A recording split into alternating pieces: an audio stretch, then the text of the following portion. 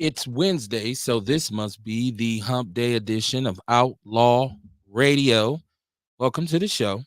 My name is Kevin Barnes. I am the mayor of Chocolate City. The world class smartass is in the building. I hope that if you're watching this show for the first time, tell a friend and tell a friend. It's what we do on Mondays and Wednesdays. Shout out to all of the supporters of Outlaw Radio. Shout out to Eagle Eye Shaw, Eagle Eye Security, LLC, who's our sponsor. Shout out to him for the dope digital ads that he's done for us. Oh man, thank God it's Wednesday. I mean, when you get to Wednesday, you kind of feel like, oh, I may be able to make it through this week after all, right? So it's Outlaw Radio fighting words tonight, or as we say in the community, fighting words. Because the power of conversation is real. And people say sticks and stones and this kind of thing, but especially in nowadays and age, words hurt more than ever. And even when we start talking about the whole cancel culture, in which if you say certain things, then you are robbed of whatever you've worked for, or whatever you've earned. And it could be your job, it could be your well-being, it could be whatever, but it's all based on words. It's all based on what people say and what you say, right? Because oftentimes, what I've learned with Outlaw Radio is everybody has their own truth. They have their own reality. I know there are those of you who like to feel like you may be anointed to the point or elevated to the point where mentally you're over our heads. I don't believe that's necessarily the case most of the time. I think people just fall in love with their own bullshit. And so when we start talking about, who's the leader and who to follow and who should we be like, and who should represent us, a lot of times we forget that most individuals are just someone who has done whatever research they deem necessary, and taken whatever stance that they've chosen to take. Now, I'm not saying that leadership ain't possible, right? Because some people speak in a way that it motivates you, or it enlightens you, or it makes you feel involved. That's very much a reality. But I think you got to filter, you got to vet the candidates, as they say. That's the kind of thing we do on Outlaw Radio. And this is why I welcome people who don't necessarily agree with me, or who may not be necessarily in the same uh, uh, mental stratosphere that I'm in. I think everybody deserves the right to be heard. And so that's what we do. So if you want to call into the show, the number is 262-202-5131. 262-202-5131. Outlaw Radio fighting words on a Wednesday night. Real, what's popping with you, man? How you doing tonight? I'm good, man. Just had to grab my daughter. I didn't know she had stayed after for a movie night at school, so I had to. I just Daddy found out. duties. Yeah, I just found out I had to get her. I didn't even know she was gone. I thought she was in her room. Uh-oh. Well, I feel like you accomplished the mission. You got it right. Right. Yeah, I got her. She good. I was 4 minutes late to get her, but she all right. I didn't know nothing about it. Right.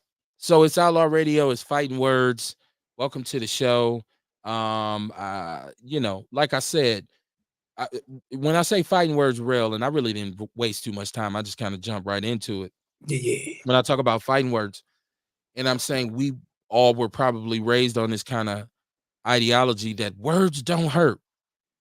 Sticks and stones may break my bones, and you know, but nowadays words absolutely hurt. They destroy. We talk about people who get canceled for something they said. We talk about someone who feels a certain way, or or even just expresses an opinion. People say, no, no, no, no, no, you're done. And so you see people going at each other in the press, on the internet. And they don't. It's not all celebrities. You see your own family members sometimes on Facebook. Ba-da-da-da. Somebody will come in and say, "Man, don't do this on social media." So Right. it's fighting words. They absolutely hurt, right? Right. Who's in the chat room? I see you, Dion. He says Kev is going down tonight. I hope if y'all share the show, it will go down. Honestly, to tell you the truth. 414, come on in, man. We talk about it. Fighting words. There's a lot of stuff we're gonna talk about tonight. Share the show, share the show, share the show. He said, Real, what up, black man? Uh, Peace, God. my brother Ruben Anderson, how you doing, man? How you doing? How you doing? How Peace. you doing? Y'all tell a friend to tell a friend. So, Yeah, it's like I said, man. It's fighting words, man. It's fighting words. People get, and one thing I've learned from being a person who's, I guess you could say I'm outspoken at this point. Like somebody who's he's gonna say something. A lot of times you can say something to someone and they'll pick up something in your statement and take it a certain way, and it's never even meant. It's never even meant to have that effect. I've plenty of people have like when you said that one time, I'm like, I wasn't even talking about you. Yeah, man, but you know what I'm saying? Like, I used the term one time. I used the term in front of one of my good friends. I'm not gonna say his name. I used the term child support daddy, right? And I was just talking shit because we were talking about I was really frustrated. I'm teaching for MPS, frustrated with the state of things. And I was saying, a lot of cats, man, do pay child support, but they just child support dads. They don't spend time with the kid. They don't. And you ask me, say, shit, his mama get a check, let her do it for him. So I just kind of mentioned that, not thinking that he was paying child support. And that was the only time he got to really see his kids, and he would be salty, like, man. So he took it personal. It's like, man, you was talking about me. Like, nah, I wasn't even talking about you. But when I thought about it, I said, I guess, shoe fits, you got to buy a matching purse. So, real, I would ask you, what's more important, being sensitive to people's feelings or being your authentic self? Like, what's more important? I believe being your authentic self is the most important thing. But even being your authentic self, if you have wisdom and common sense, you can still do things with what they call as tact. Okay. So that goes back to when I say it ain't what you do, it's how you do it. Right. Like, so most of the time we get in situations where you say, well, was I wrong? Well, you might not have been wrong in the way you dealt with it, but you were definitely wrong in your approach. I've been guilty of that myself. And I don't know how many people want to be honest with themselves. You know what I mean? Right. We got to think about how we use our words, because that's part of you being, if you want to consider yourself a good person. A lot of times mental abuse is more harsh than physical abuse. Like, because mental abuse can get stuck. Pain usually goes away after a certain length of time, depending on what happened to you. But mental abuse sticks into your brain. It's in your gray matter. You can't even get over it because your mind don't process right. So, a lot of us use our words. I see people on Facebook all the time, man. And my focus tonight really will be around social media when I say fighting words, because I think that's what kind of drove me here. Because social media has created a situation where language is more important than it's ever been. Think about it. The spoken word is like more people are listening to YouTube and going to watch videos on Google than there are in a library reading books. So it's like most people who write books now make an audio book. It's because nobody don't want to sit down and read. Just tell me about it. Just tell me about it, right? Use your words. So fighting words tonight, man. And I'm always in the state of kind of rehashing some of the things we've talked about. And I talked about the whole NWA thing, in which Special Ed stated that NWA brought the destruction. And I really was going back and forth. We went back and forth on here about it. And people were saying where I could see what they're saying and whatnot. And I thought about it. I said, okay, I guess I can, because the words that people are using, like we say NWA come on the record and just say, fuck you. Now, how many people wanted to like have that express that sentiment? So it was felt when they said it. It was people, it had an impact on people. So I thought about it. I said, okay, I guess I could kind of see why they would say that. But the only barricade to me even going with that idea is that what was going on in New York during the time, or what was actually going on in Los Angeles at the time. These weren't fabricated tales they were rapping about. This was, they didn't do this and then the community got bad. You feel me? The Right, right. community was bad and then they did this.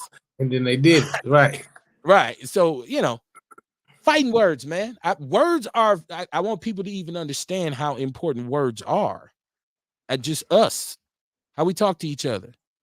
It creates a whole mood in any room you go in. If the tone of the conversation is manny, I don't know about you, but I pick up on tension in conversation a lot. If I walk into a room and people talking to each other and addressing each other in a certain way, I'm like, hold the fuck on.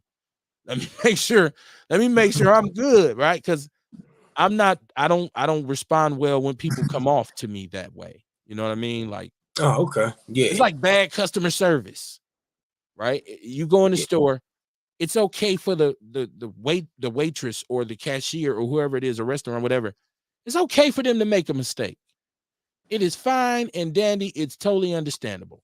What happens is when they say some bullshit after they make the mistake. Right. You know what I mean? I don't know. You gotta ask my manager.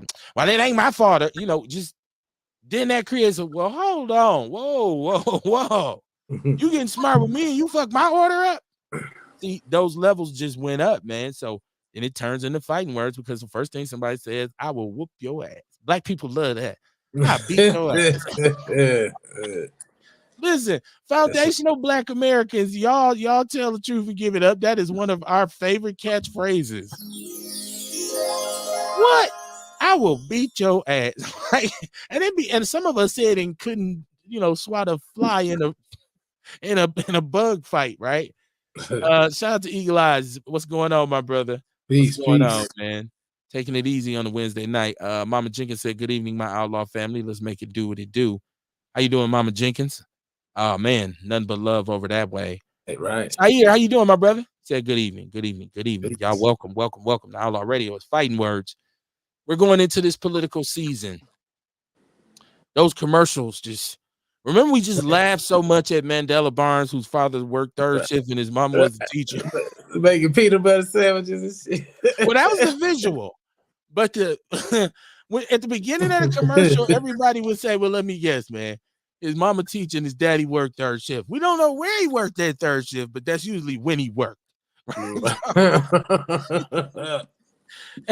And then those ads get just more and more. The rhetoric starts to kick in. So and so wants to kill babies.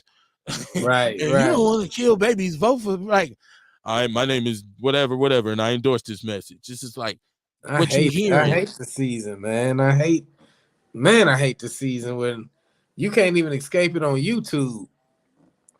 No, After every song, it's a political commercial. It's like, damn, this is why I don't watch TV. yes, YouTube is there's a corporate influence now. Once again, I love YouTube. I watch YouTube more than I watch regular television. But over the years, in order to get more and more business and money, YouTube is conformed. When Mm-hmm. I first started looking at YouTube, it was no holds barred, kind of like Twitter or X looks now. I'm talking about Right. naked shooting, whatever fights, just and then once these companies start saying, "Well, I'll advertise with you," but that's why Google now party. cats get their whole YouTube taken down for some shit they said, Right. right? Let me see. MC Tone said, MC Tone in the house, smoking, choking, free basing. Well, do what you got to do, MC Tone, to enjoy the show, right? If that's what you want to do. Okay. So Mandela Barnes, his daddy worked at A.L. Smith. I don't remember them saying that in the commercial. I don't know. I don't. I just thought they said Mandela right, Barnes. right. At least his daddy worked. At least he had a job, I guess, But I'm just saying, watch how, and then people start to get swayed. It's like way back when Obama was running for president, I happened to be watching whatever his opponent was, it John McCain or whatever. He was doing like a presser. It was this old white lady, right? And so she just goes in, Barack Obama's a terrorist. And he had to straighten this shit out, like, well, no, he's not. Like, that's what all this and these birthers and all these people, that's what they buy into what they see. They don't have time to do research. I turned on YouTube, I turned on Instagram, I look, oh, that's what's going on. Boom, boom, boom. Hey, that's how I feel. So, congratulations to the people who have filters. Mr. Witch Doctor, how you doing tonight, my brother? Hey, I'm all right. How y'all doing? Really well, really Feeling well. good, feeling good. Yeah, yeah. Shout out I to figured your I was a hat. little too late to do the. I felt like I was a little too late to do the intro. I mean, it's whatever you want to do, man. You know what I'm saying? No, man, it just ain't right. It don't feel right. I'm late to class, man. I'm late to class. You did Hey, roll call already. well, a good teacher would say, Mr. Carter, what do you have to say to the class? And then you're supposed to bust up in it and say, black man's loving a black man's loving. You're supposed to pop it off, man. Oh, Welcome Mr. to the Carter, show. Mr. Carter, you try to be funny. Go to the office. Right. You really gonna do it? Yeah, man, it's all good, man. Sayer said, do the intro because that was dry as fuck. All right, man. For you, baby. Peace, y'all. How y'all doing out there? Welcome to Outlaw Radio, where we talk that talk and we definitely walk that walk. Raising vibrations and elevating thought. Y'all better come on in. I'm trying to tell you, I am the black woman lover, the black man's brother, the coach and teacher, hood healer, the ghetto witch doctor. I'm y'all holistic health and wellness coach, Mr. Kumar Carter. Peace to the family. I'm also the one who brings you nature and herb supplements and vitality and the house of vitality. If you ain't been there, you better get there. Come on down, man. I got something for everybody, man. Come holler at the kid.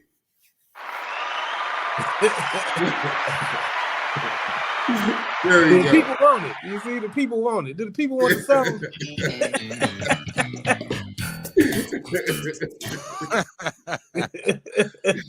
Everybody on point now, right? There we go. He said, okay, that's more like it. Got to do the intro. He said he ain't heard you. He hit me with an oldie. He's in the chat room. This is Sayer Williams. Y'all check out Sayer. I'm on Hidden Heart Radio. He says, I ain't heard him say, pick up the phone in a minute. He can't hear my phone now.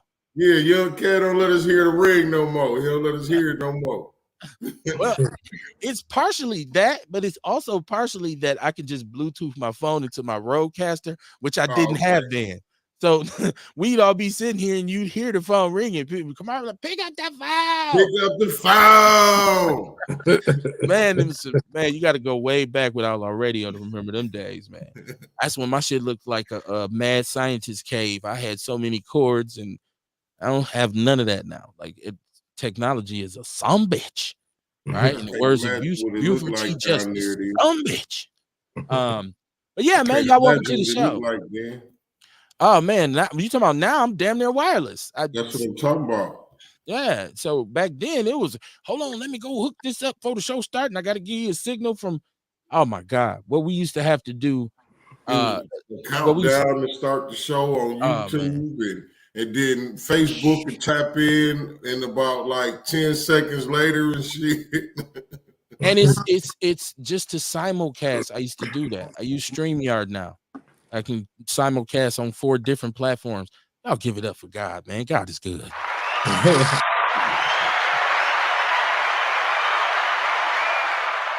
He made a way. Yes, he did. Yes, he did.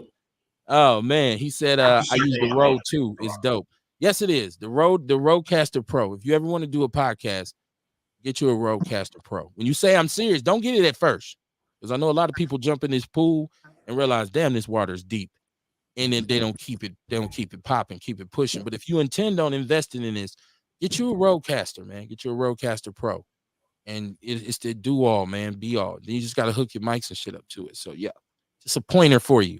For people out there who say, I've been thinking about starting me a podcast, Kev.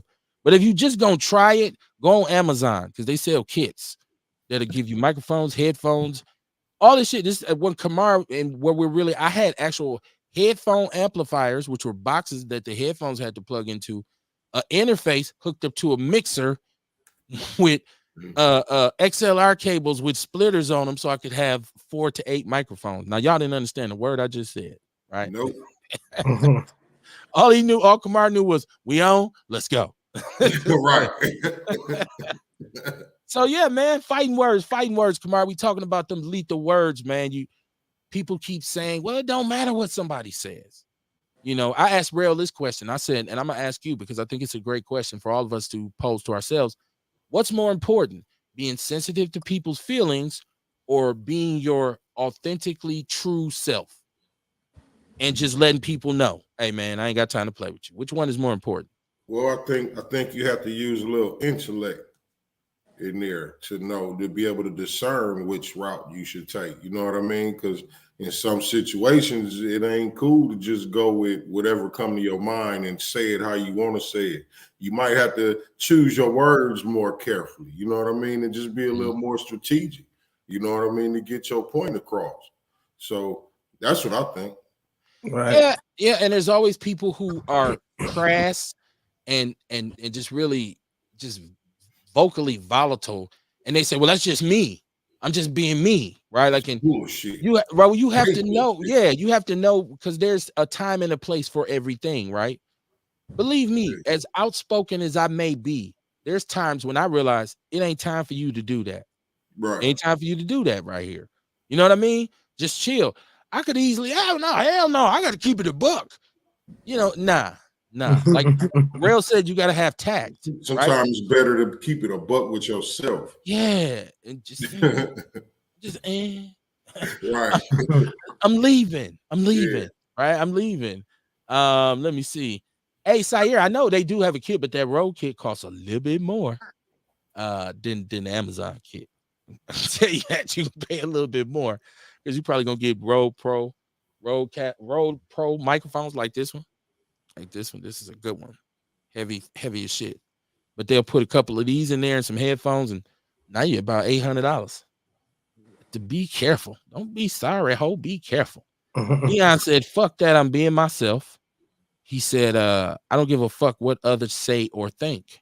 He don't give a fuck what you say or think. Yeah, but like I ain't saying he would be in a situation like this, but you got times when you in court. So like it matters what the hell you say. You know what I'm saying? Like that's why I say you have to use a little intellect and be able to discern which route you should take. Like when should you even get involved in the shit? Like Mhm. just roll with the punches and keep it moving. Well, I can say this. I've never been one who's seeking approval from people, right? Like I've never been one to do things just so they people will think this or I don't want them to think this or that, unless it was a question of respect. I've always wanted people to respect me. So I guess in that vein, I can say, I guess you do give a fuck what people think. Right. Because what I Yeah, don't want is you walking around with a misconception of me.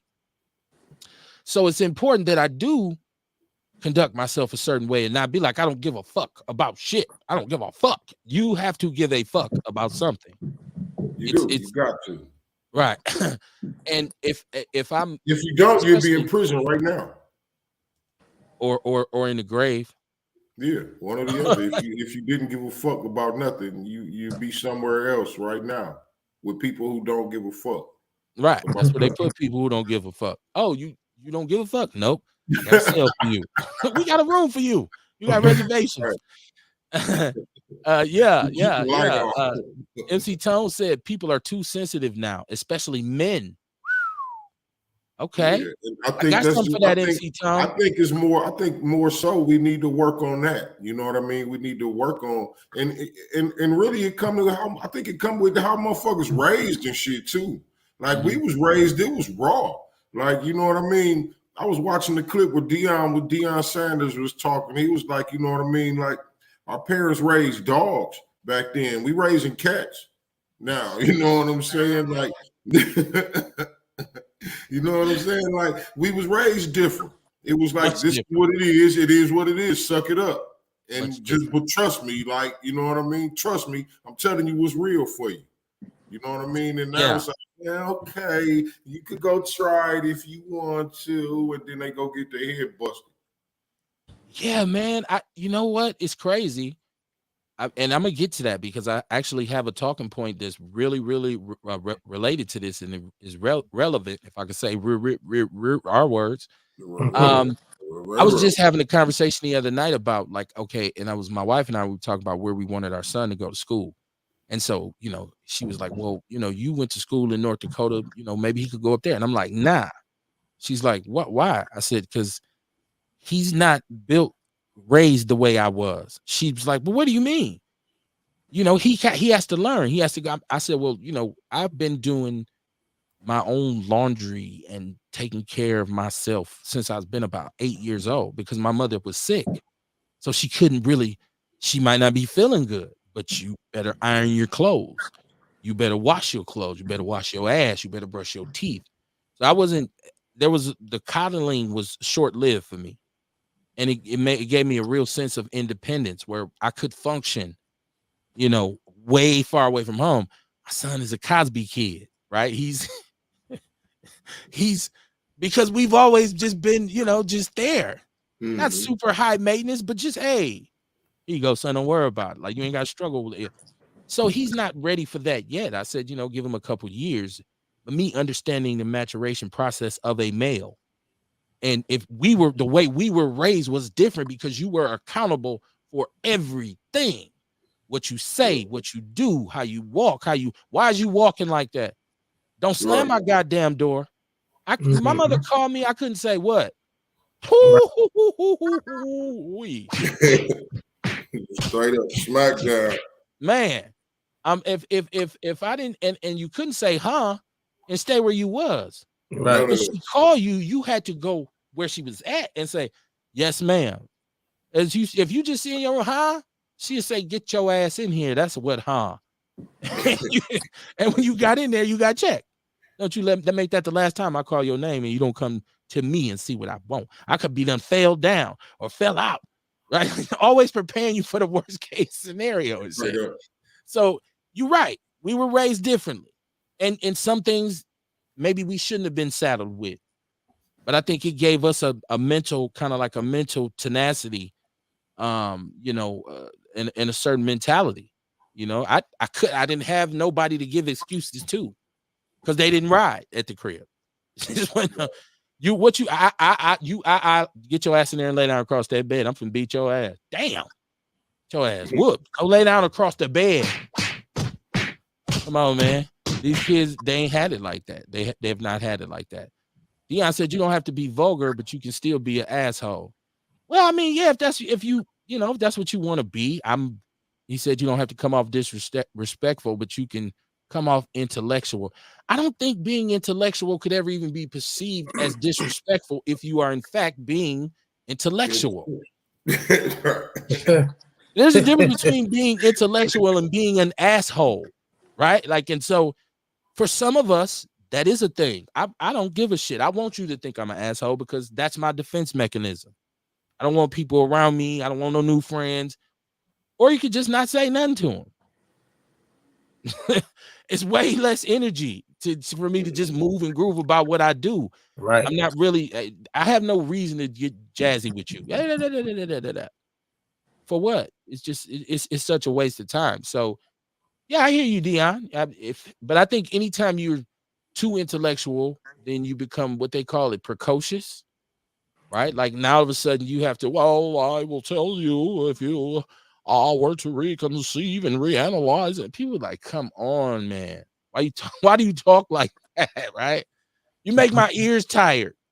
So, even to correct someone, sometimes it ain't really just about, see, you don't know what you're talking about.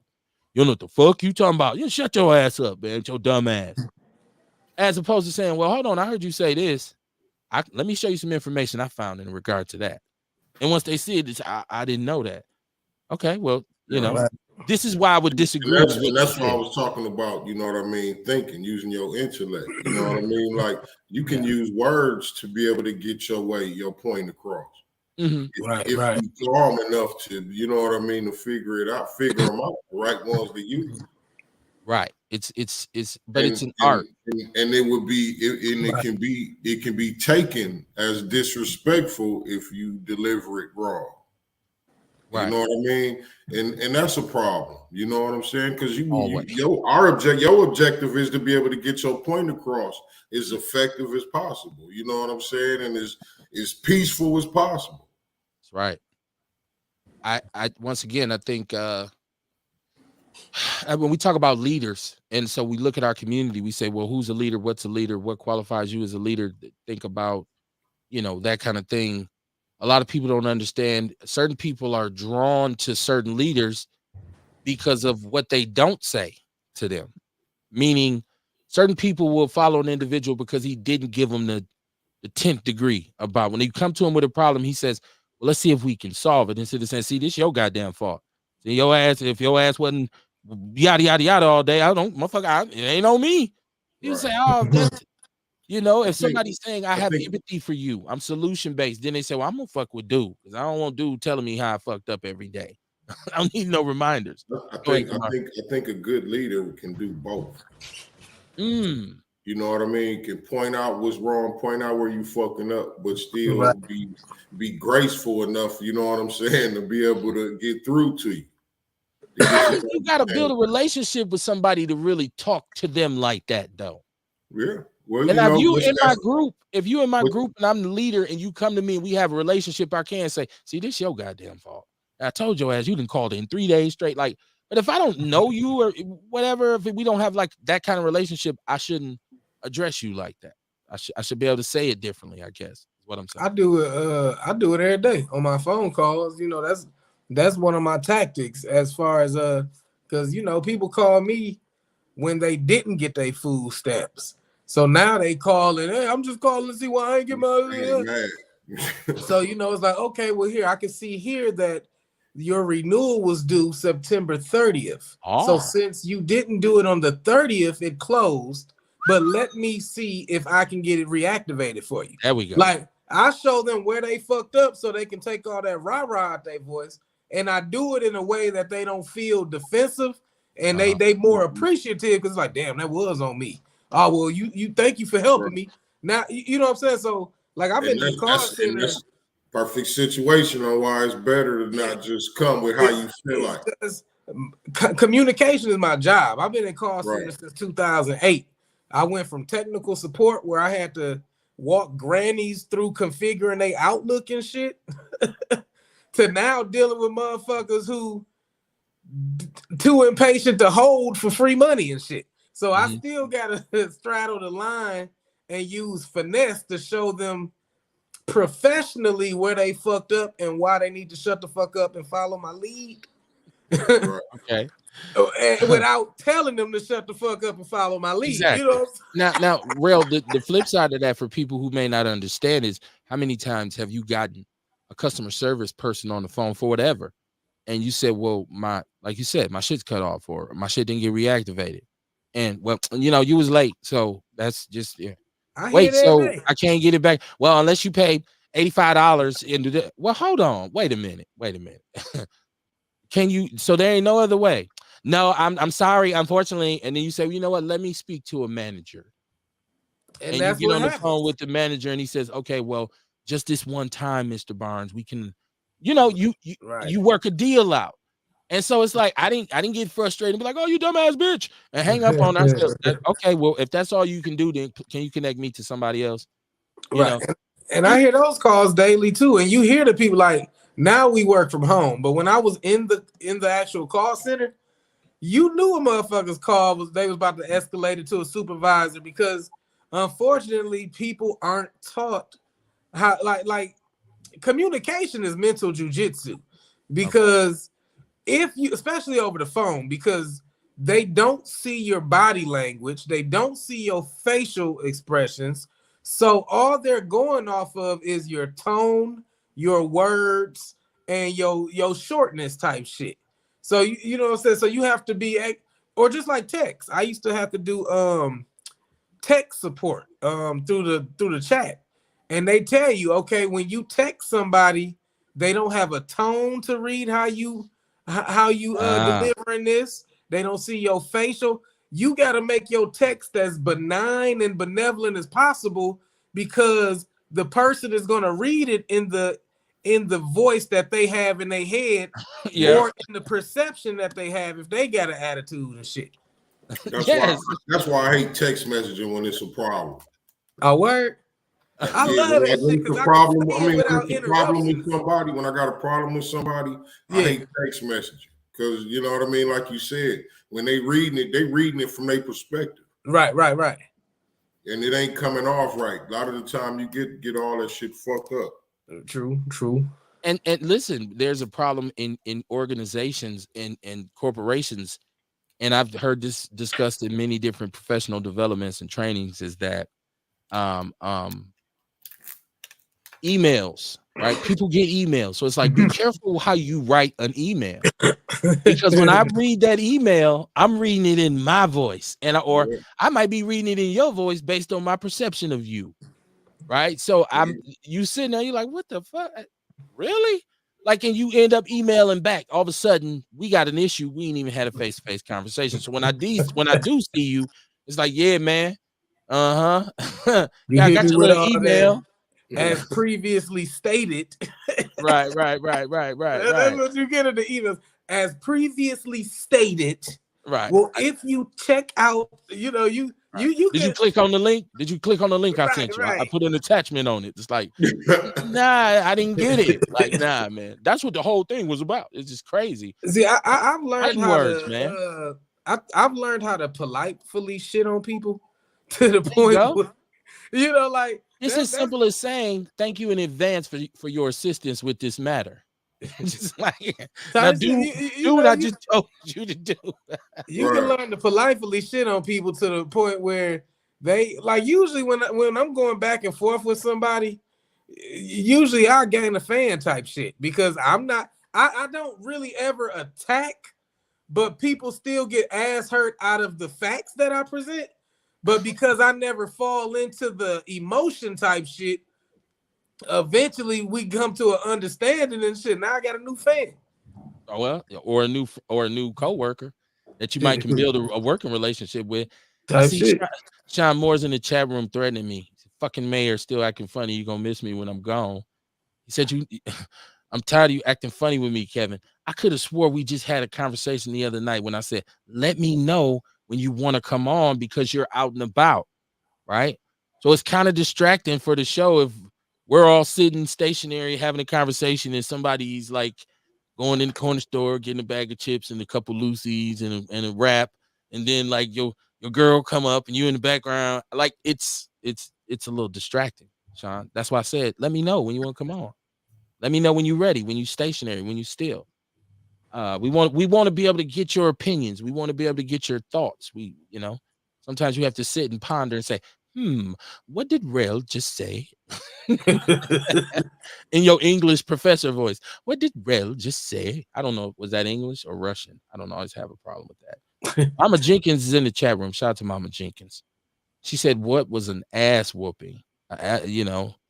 She said, these young folks today are so disrespectful and lazy as hell. Well, once again, it's not that, if you had any influence of Southern Black people in your upbringing, Alabama, Texas, Arkansas, Mississippi, Louisiana, Florida, North Carolina, South Carolina, Tennessee. I don't want to leave out no Southern states, right? Georgia. If you had any influence from those individuals in your upbringing, you're different. You're a different kind of person. My family was Mississippi. Mom and dad, old Black people, right? My grandmother was over 100 when she passed. Damn. So we were raised different. My mother came from the cotton fields. So she felt like your daily routine should be like hers. Get your ass up, get dressed, get you something to eat, and go to work or go to school. Wasn't no in between. It wasn't no, well, you wasn't going to do shit, but what the fuck I told you to do. And that was just the way things were. There was order. Kids we didn't have opinions. I didn't have an opinion as a kid. Like, mama, I think we should. She just said, who the fuck told you? You get right. You get your ass over there. When I want to know your opinion, I'll give it to you. I write it down for you and let you rehearse it. Juice lady in the building. What to do, Courtney? How you doing tonight? Hey y'all. Peace. And I'm fresh in this class. Look, I got this big old, what is this? I got this big old Nature's Nature jar full of Rails wine. Collab. Right. For my people. Black business collab. Yeah, you're gonna be stupid tipsy tonight. I'm not gonna drink all that. She has a jar of wine. Right? I think that's that CBD infused wine too. Sleep good, sleep tight, right? So if they get a little wild, y'all know why. Courtney put Put the mug down, Courtney. Put It the ain't straw down. right, but it ain't the port. It ain't the Taylor port. So as long as we don't see the Taylor port show up, we ain't got to worry about black people acting a fool. I'm saying, but you know, rail shit strong now. You know, a couple sips and you be Oh like, yeah, oh yeah. I never drank any of the CBD stuff, but the regular stuff was pretty nice. I said, oh okay, this real wine. You know what? My guy had me drink some moonshine the other day. It was called apple pie, and that shit was so smooth. Like I thought that was my first time trying moonshine, so I thought moonshine kick you in the back of the throat type shit. That's what I This said. shit was smooth and it tasted just like apple pie. I said, here, let me put this shit down because it's dangerous. I'll fuck around and drink the whole cup before I feel it. Yeah, you see my eyes when you said moonshine because I done drank white lightning. Like, wasn't no cake, no It pie. had a mason jar It's with the straight white cinnamon sticks and gasoline. shit. And you can really understand why they love the blues so much because your ass be sitting somewhere like, God damn, a dog just died. Like, it's damn. White lightning, boy. You turn right back into an old school Negro. Yassam, no samar. Oh, fuck, drunk the freedom out of itself. Dr. Paris, he said, peace from the Mile High Income City, Frontline Black News, and Shabaka's Black Experience in Hands, always. Said, just stopping by to show some love. He said they'll be on Friday morning at 10 a.m. for Grand Risings with Shabaka. Okay, got a new time slot. That's what's popping. What's popping? I'm going to be on the plantation. I'll be on the plantation. I'll be way out in the fields at 10 a.m. I have my sack on my back singing a Negro spiritual. What's your favorite? What's your Negro spiritual of choice you be singing when you're on the plantation? Let me know. Rail, what's yours? I feel like you be having a song on your heart when you're there in between calls. What you be doing? Shit, swing down, sweet cherries. But this the dog pound one. This the G Funk remix. Dr. Dre, right? Let me ride. Right. This the... Oh man, I'm Jesus is on the main line. I'm up in there. Okay. Tell him what you want. You just call him up. Call him up. Is that Kevin in his office? I'm sitting there singing for mine. Man. Kamar, you got one? He said, nobody knows the trouble I see when you making sea moss in the morning. He free. I used to sing, but I'm kind of free now. Right, he free. That's right. He just ran away and shit. Right. He's singing How I Got Over. Right. Yeah. How I Got Over. I done ran from the plantation and got away. We are going to see the king. I'm telling you, man. That's another reason. Why when I say different, like I've sat in a church with my grandmother in Mississippi where the graveyard is right outside the window, right? And it's just graves in there, 1845 to 1901. I'm like, damn. And it's Jesus for 8 hours straight. And it's 5 preachers. And they all gonna preach. And so you'd be like, for real? And so she was serious. So it's just a different, man, I'm trying to tell you, man. It's a different perspective. And these kids don't have that now. Because the one thing those older people had is they had some real wisdom. Because they had survived a lot, right? Just to be alive as a black person then, you had to be smart or either just be a total coon, step and fetch it ass nigga, right? If you did that, what'd you say? I said you had to be one or the other. One or the other. Because if you was smart, you had to be smart. Like, I can't show these motherfuckers that I'm actually, because they'll come through here and burn it down. Hey, look, and that's what I was talking about. That intellect. You got to know when and how to talk. Smart niggas knew when and how to talk. Survival of the fittest, right? Yeah. Sire, you are exactly correct. He says, not correct, but correct. He says slave masters taught us to whoop ass. And we talked about this one time on a show when I talked about, you hear saying, you don't whip these kids' ass no more. Well, first of all, who came up with the idea that the only way you can teach a nigga something is to whoop his ass? Slave masters. This is why they whooped our ass. Oh, you don't want to pick faster? I bet his ass will pick faster next time. Right. Goddamn, I'm picking. Right. Okay. Goddamn. Right. If you ever had 2 slave masters eating lunch and one said, I don't know what's going on. I can't get my niggers to do nothing. The other one said, goddamn, you put that whip on their ass. I bet you they move. And he went back and went to whooping ass and the farm got stronger. Yeah. Right. So whoever came up with that that is a white man's concept. And our parents, being that they were from the South, that's the way they taught us. You got your ass whooped and dared to go to Child Protective Services. My mother dared you. I dare you to let one of them motherfuckers ring my doorbell. Oh, I called them people on my mama. Well, I didn't call them. What happened was I went to school with a shirt like this on. It was when I first moved to Milwaukee, too. She had whooped me for something. My bike got stole. You know what I'm saying? On 22nd and right. Got my ass whooped. So I went to school with a shirt like this. It was a cold day, too, and the bruises were showing. I was new to the Milwaukee. They were like, oh, no, what happened? I'm like, I got a whooping. Someone stole my bike. You know, and then the people came to the crib, but then, you know, my mom always has some money. She pulling out credit cards with my name on it.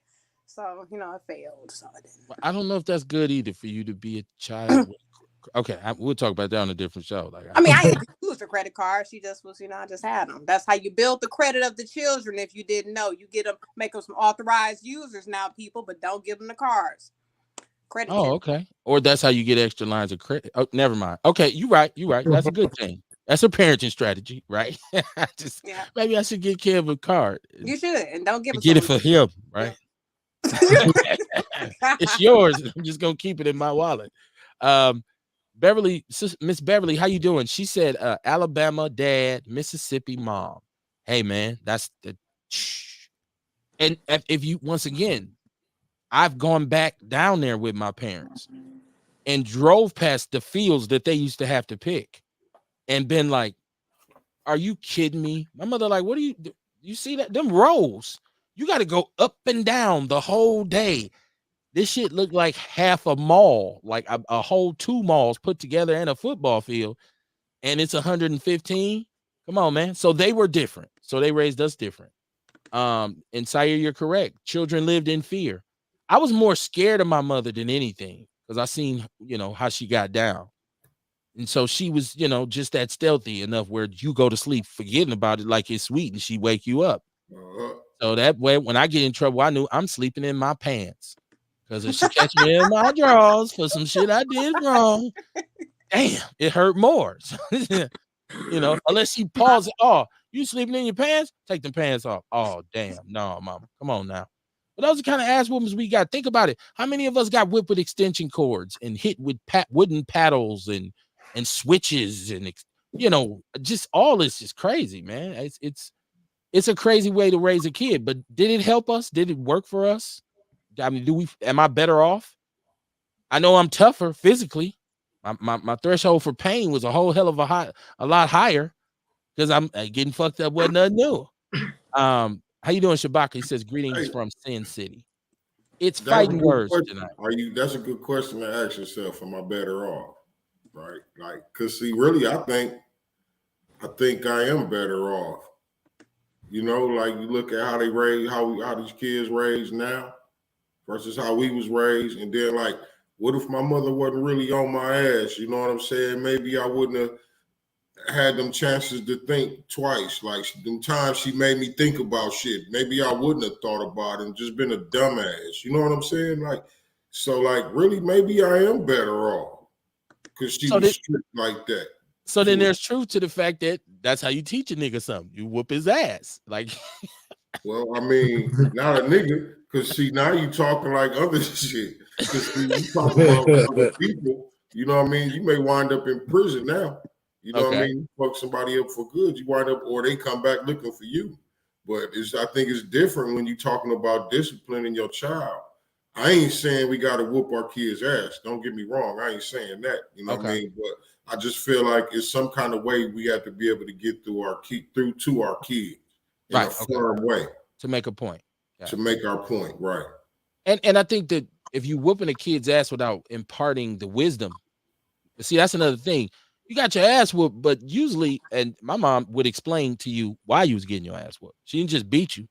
She'd say, yeah, I've been telling you for the last 2 weeks. Didn't I tell you I was going to get your ass? How many times I told you to do this? And you like, no. How she whooping your ass? Right. Well, right before she catching her breath, getting warmed up. My mama will be asking me them questions while she whooping my ass. She multitasking. I'm getting my ass whooped. I'm trying to think about this shit, but I can't, right? I think it was more torturous for us to sit there and have to realize she has been telling you. and you Right. haven't done it.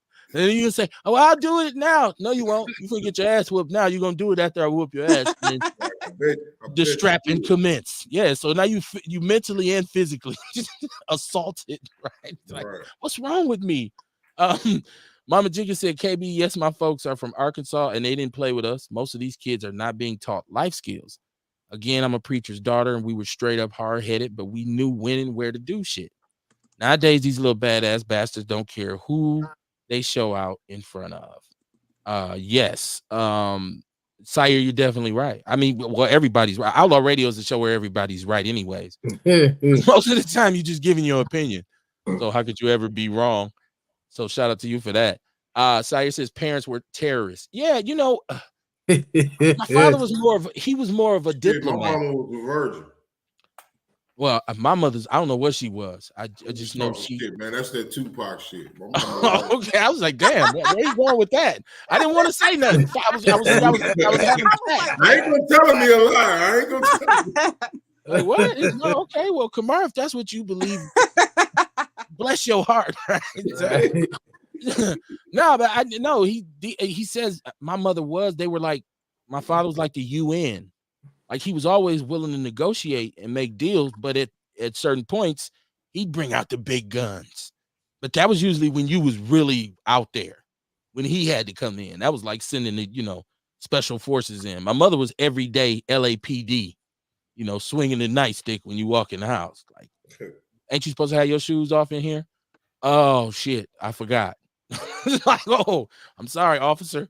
So yeah, don't get me wrong, she was a loving person. People say, Kev, yeah, right. She was, but just when you crossed her, good Lord, God bless you.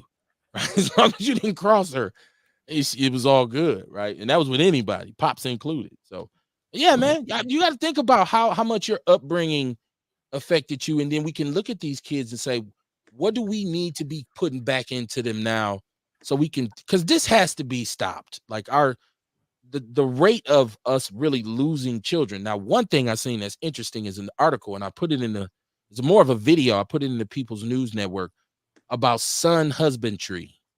Have y'all seen this son husbandry?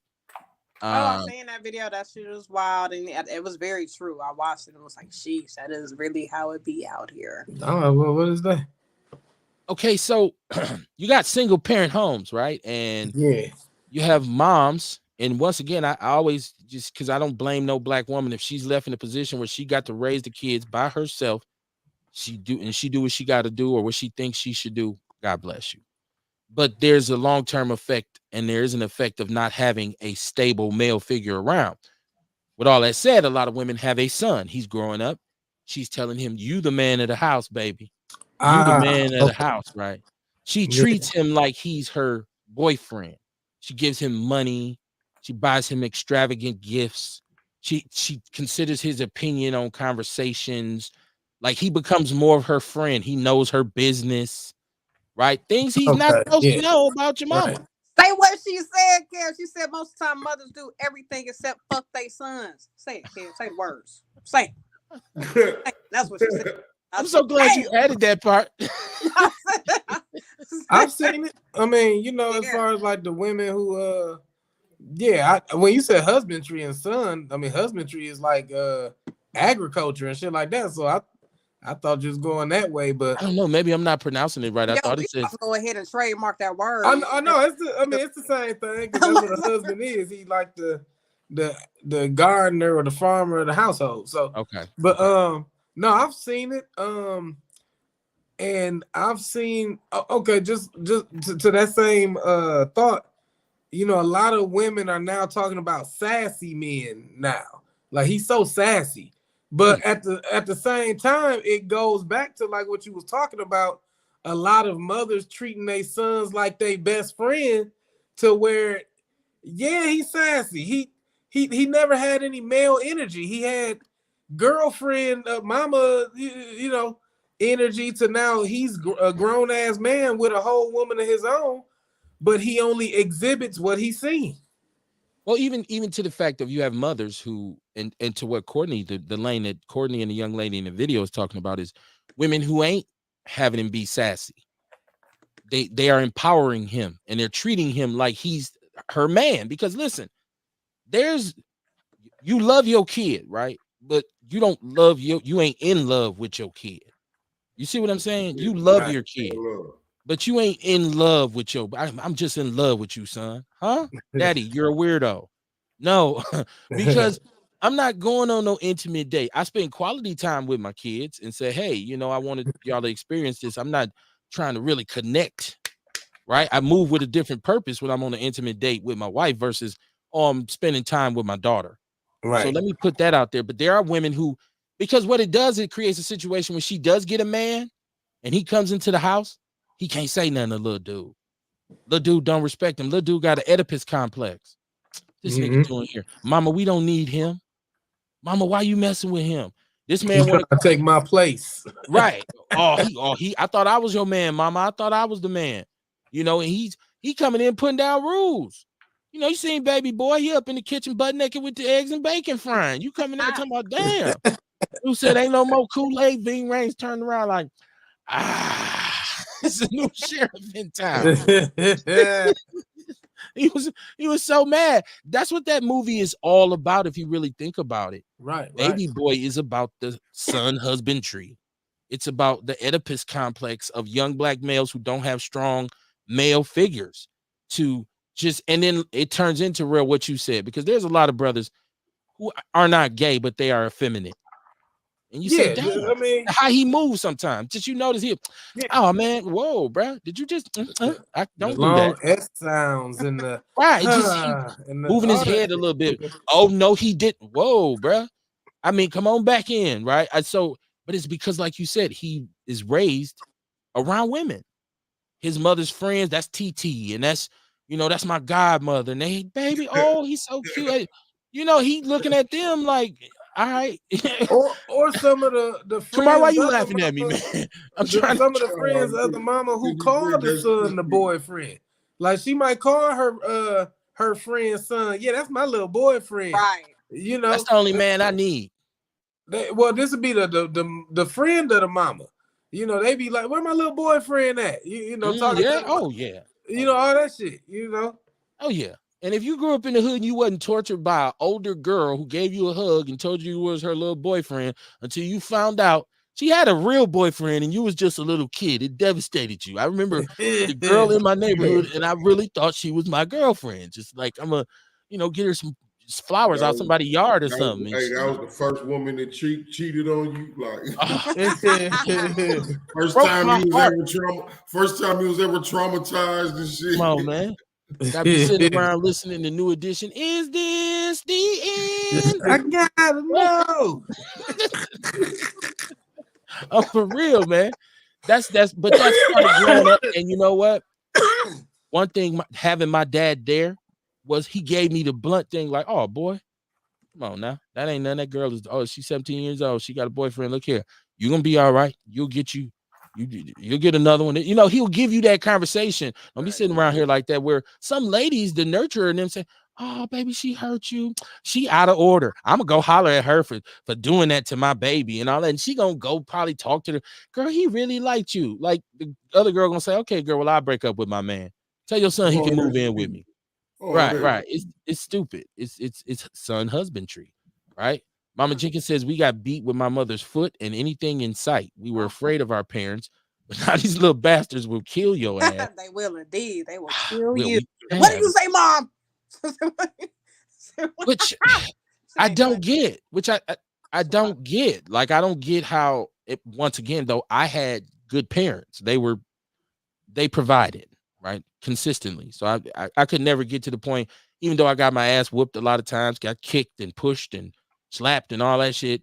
It's like Kamar said, I probably wouldn't be where I'm at had that not happened. Because I was a hard-headed little motherfucker.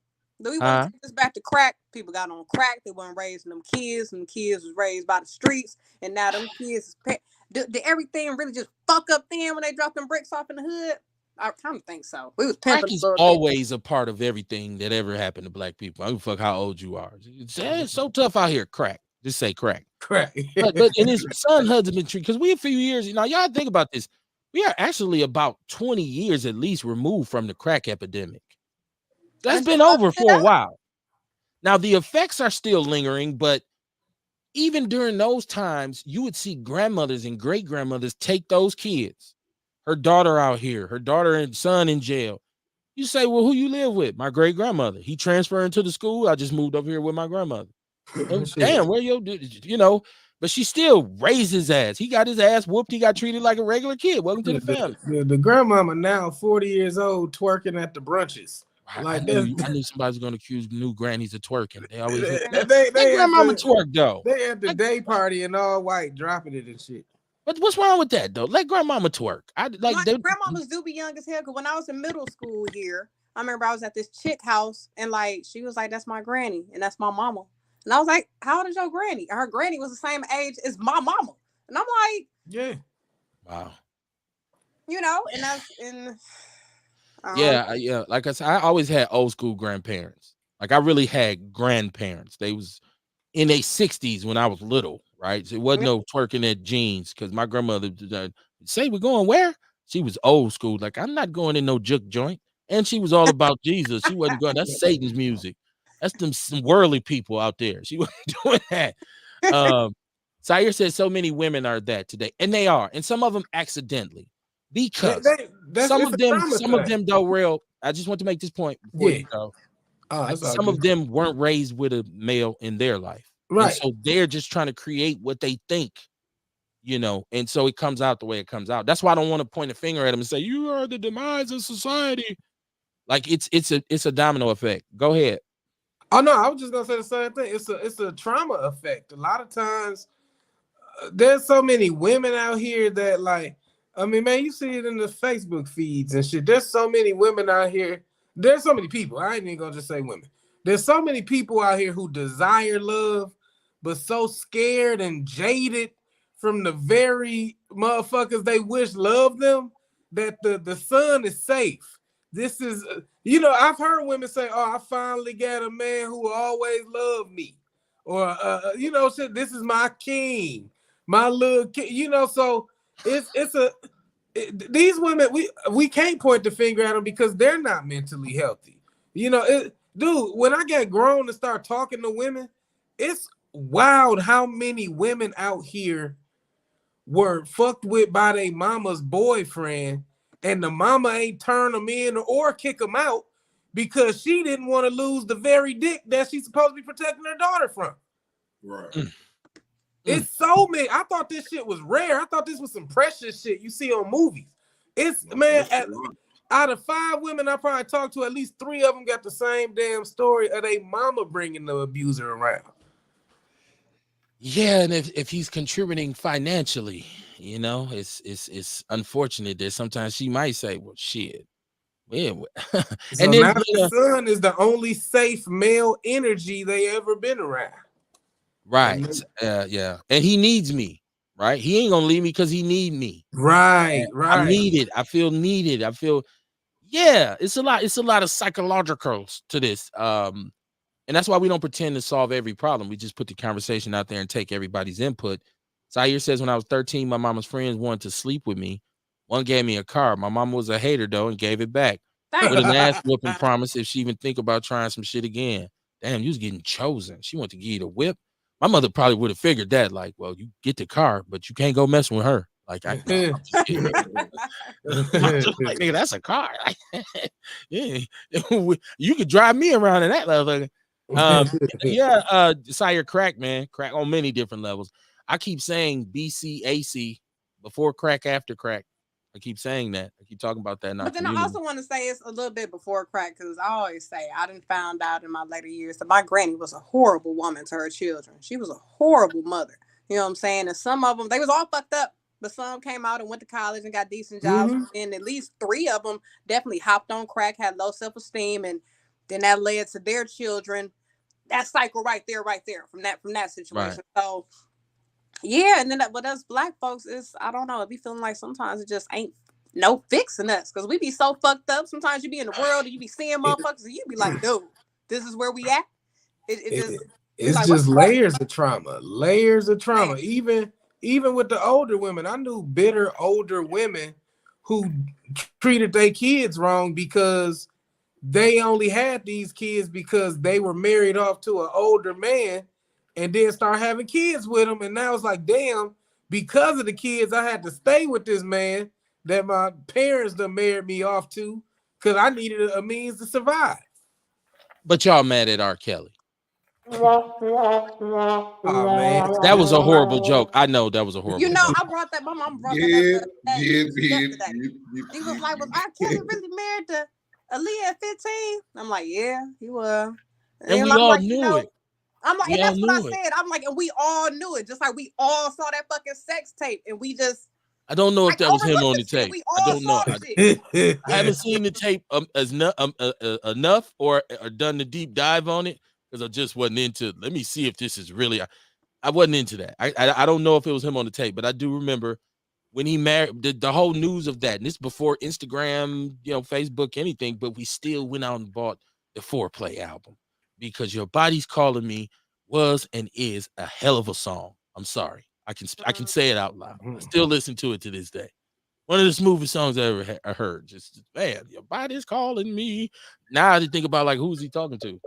What's Y'all your know who this is. desire? We got a Yeah. caller. Boy, y'all What's going know on, a man? real nigga gonna call. Y'all already know a real nigga gonna call.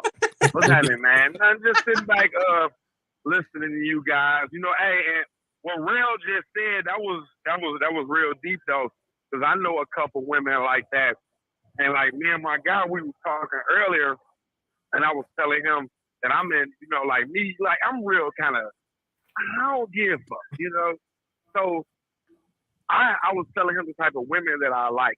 I don't want no woman that got trauma in her past. You know what I'm saying? So like I've been molested and all that because I'm not sensitive to that type of stuff. Not saying that it was her fault, but like baby, I might want to grab your ass, and then you worried, I grab you out the gate and you be like, oh, my mama boyfriend or my cousin, my nephew, somebody had molested you in the past, but yeah, though, man, us as black people, we deal with a lot of trauma daily, man.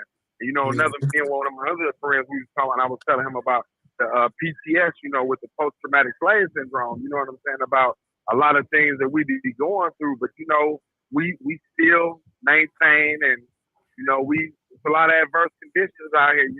Like I work at a school part time during the day, and you just never know what some of those kids go through. And I just be looking at them.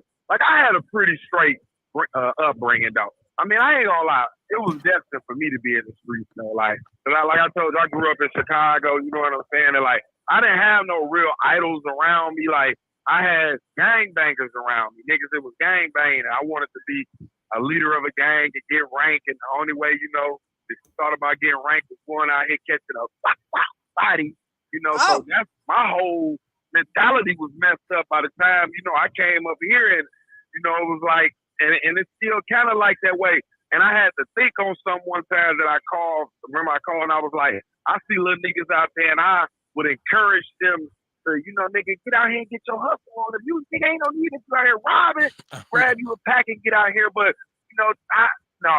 I remember when you said that. If I see a little young brother, if I see a little young brother, I'll be like, man, check it out. You ain't got no felonies, man. I got a 20-year plan for you in the work. Go to school, go to the military, go to the police academy, do something with yourself, especially if you ain't got no kids. You know what I'm saying? You can get out here and make it, but if you trying to be out here on this BS, you know what I'm saying, then you're gonna have an inmate number like I got mine, 388-754. You know what I'm saying? I still remember it. But I definitely, I love to talk, the conversation that we had. Cam, you're going to have to throw another day up in there, man. Man. I don't know, man. It's like, for real, like, you just don't know, bro. This really be, because, ain't no, it's uncensored. You know what I'm saying? Like, I call the radio station sometimes, but, them motherfuckers be on me. I can't really express myself.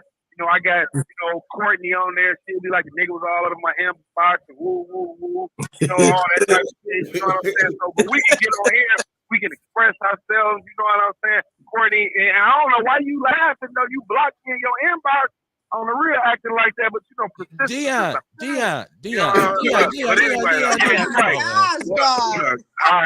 Come on, man. Come on, man. I know, but we don't. Man, you already told me about that, man. I apologize. No disrespect. respect to the young black sisters. But you know what I'm saying? I love Hey, hold all on, y'all, not man. we didn't. Y'all It my wasn't no secret. I just said, man, come on, man. We don't want to do that to the only sister No, that's on the panel. I ain't, man. It ain't nothing like that no more. At first it was a secret, but that's my nigga though. I fuck with her. You know what I'm saying? Even if we don't hang out, I still chop it up with her, crack jokes, whatever. But I love all y'all, man. Y'all keep it up. I keep on saying I got to get back down there, man. I'm gonna get back down there. Real, man. I love you, bro. You a smart young man. You know what I'm saying? You a smart brother, Kev. I love you. You know, you got leadership skills. You know what I'm saying? You a great individual. You know what I'm saying? I love all y'all. Bull, I love you, man. You know what I'm saying? You went out here. You believed in yourself. You know what I'm saying? Jumped out here, started your own foundation. You know what I'm saying? Something that, a lot of people tell me, like, you buy a truck and all that. But, that's for another thing. But just all in all, I just love this platform, Kev. I'm glad I've been a part of it, man. I'm glad that day that I watched WNOV, when you came on the show. You know what I'm saying? And ever since then, I've been outlaw. You know what I'm saying? Like, no bullshit, And to one of us going to goddamn grave and to the wall or wherever we gonna go, I'm gonna click in on this motherfucker when you don't come on here. I'm gonna talk shit to you, nigga. I need this therapy, woo, woo, woo. And you be like, man, I gotta take a day off, But hey, that's just how much I just you love be like, this fuck shit, your bro. day off. Yeah, but y'all keep up the good work, man. I'm on this highway, man. I'm trying to make it back. You know what I'm saying? Y'all just keep up the good work. I love y'all, man. Genuinely from my heart. I don't know where Sean at. But Sean, wherever you at, brother, I hope you're safe out there. Ain't nobody fucking with you. Because, man, I'm trying to live, man. I don't want to come through and have to set nothing up, though. You know what I'm saying? On my mama. I ain't playing no games about none of my niggas. For real, though. 10 toes down. Real nigga. Let me slow down because these police Right, down yeah, here. don't Yeah, run. man, I'm going to let y'all go. You too real to I'm get going a to let ticket. y'all go, All right, though. all right. Yeah, I'm going to let y'all go. All right, yeah, I'll go, yeah. Shout out to Dion, man. Listen, Outlaws, man. 262-202-5131, man. Hey, Dion, he done turned that into a whole segment. I was just it's his time when he Yeah, calls. he done turned it into a whole segment when he called in. The other night we had to cut him off because he had just went to okay. And another thing I wanted to talk. I said, "Whoa, caller, can we talk?" Hey, a call from Dion. If does anybody have anything to say was a person, it's Dion. Right. But I will say this. Shout out to him because if you weren't there or you didn't hear it, we went in WNOV and it was one of the moments where you say you had to be there. It was, there were a lot of people on the phone that day who were calling in saying, man, where have y'all been? Like, this is a breath of fresh air. It was older people. Like, I need to meet y'all. I want to get with y'all. I was like, damn, I just knew I was going to get a call that day and they were going to say, you got to come back. Nah. Joke was on me. But it's all good. It's all good. Shout out to Big Mike Kimmy who got us on there, man. That was a great time. And that was one of the, it was a moment, what they call it, a bucket list for me to actually be on terrestrial radio 2 blocks away from where I was born and raised at, looking out over Capitol doing radio. For me, it was like, mama, I made it, even though they never called me back. But you know what? I asked about that when I went down there. I was like, you don't remember Outlaw Radio? I'll be on Woo Woo. And it was like, who? And I'm like, Mark Carter, Elizabeth Brown. Ooh, right. It was, Kev Woo. And he was like, well, no, I actually really just started that segment around that time. So I was just letting whoever come on. So I didn't really, it's like, oh. Well, first of all, who did you ask? Keon. Okay, here's the problem with that. The first time we came in, he wasn't the producer. Oh. It was the blues guy and Ernie G, because we were working and it wasn't even our slot or Keon's slot. It was actually Meech's slot. All right. Follow me. It was Meech's slot who had a show every day and was a wide open, wild dude. We came in and filled in for him for that day, and Keon wasn't there. The second time we came was also in Meech's spot. The first time we came in for him, he was supposed to be off, but it was rocking so hard he actually came. He showed up because we called the show the takeover. And so he popped up like, man, I'm listening on the radio. I'm talking about taking my shit. And so, so Keon, he wouldn't remember. The second time he came, Come on, you probably just I mean, and shout out to him, right? just I mean, show. what it's like, Mm. okay. And then I Speaking, also found out when I asked somebody to come on our show when I was in DC, DC niggas be drinking and talking, drinking and talking. They was like, yeah, when you invited me on Outlaw Radio, I was gonna come on, but I don't fuck with Elizabeth Brown.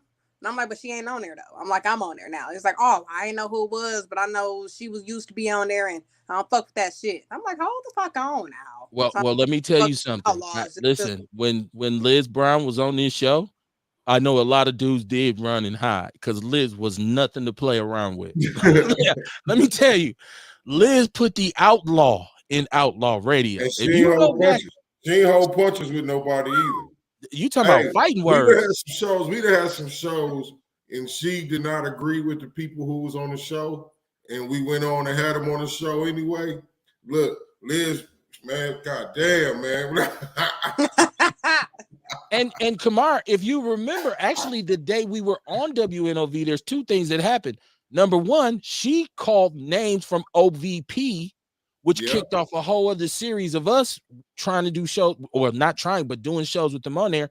But she also dropped the F-bomb. Out of the whole crew, she was the only one who she was Yeah. nothing. It was, listen, I can Yeah, understand he what was he's honest saying. about that.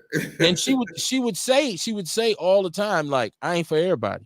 Everything ain't for everybody. And I mean, I heard her on the radio. She be on there with Tori Lowe. She calling at the it's end. totally different. It's totally different from what she was doing on here. I'll be like, suck my virtual dick and all that kind of stuff. Like Liz was virtual nothing. She just suck. She tell a motherfucker to suck her dick. Right. Yeah.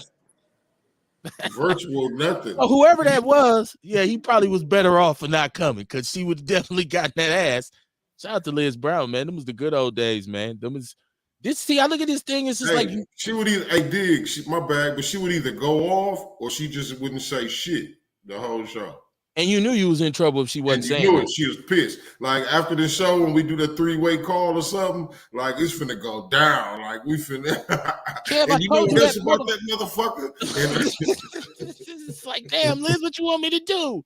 Yeah, shout out to her, man. That's So yeah, but there's probably people who do feel that way, right?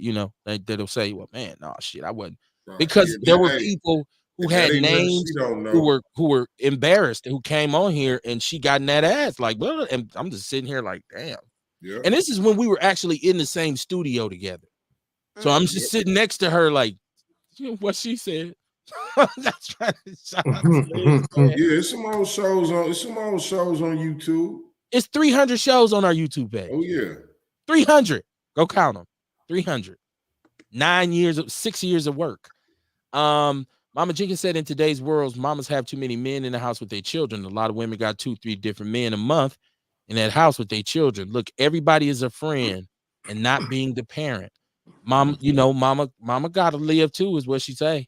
Sair said most old school grannies used to be hooked before they found the church. Hookers, he meant. Absolutely. I listen. Once again, those old people I said I was raised by. They used to be hooked on drugs. See, don't just be. He said hookers. He said hookers. Hookers, like they sold. They did something strange for a little piece of change sometimes.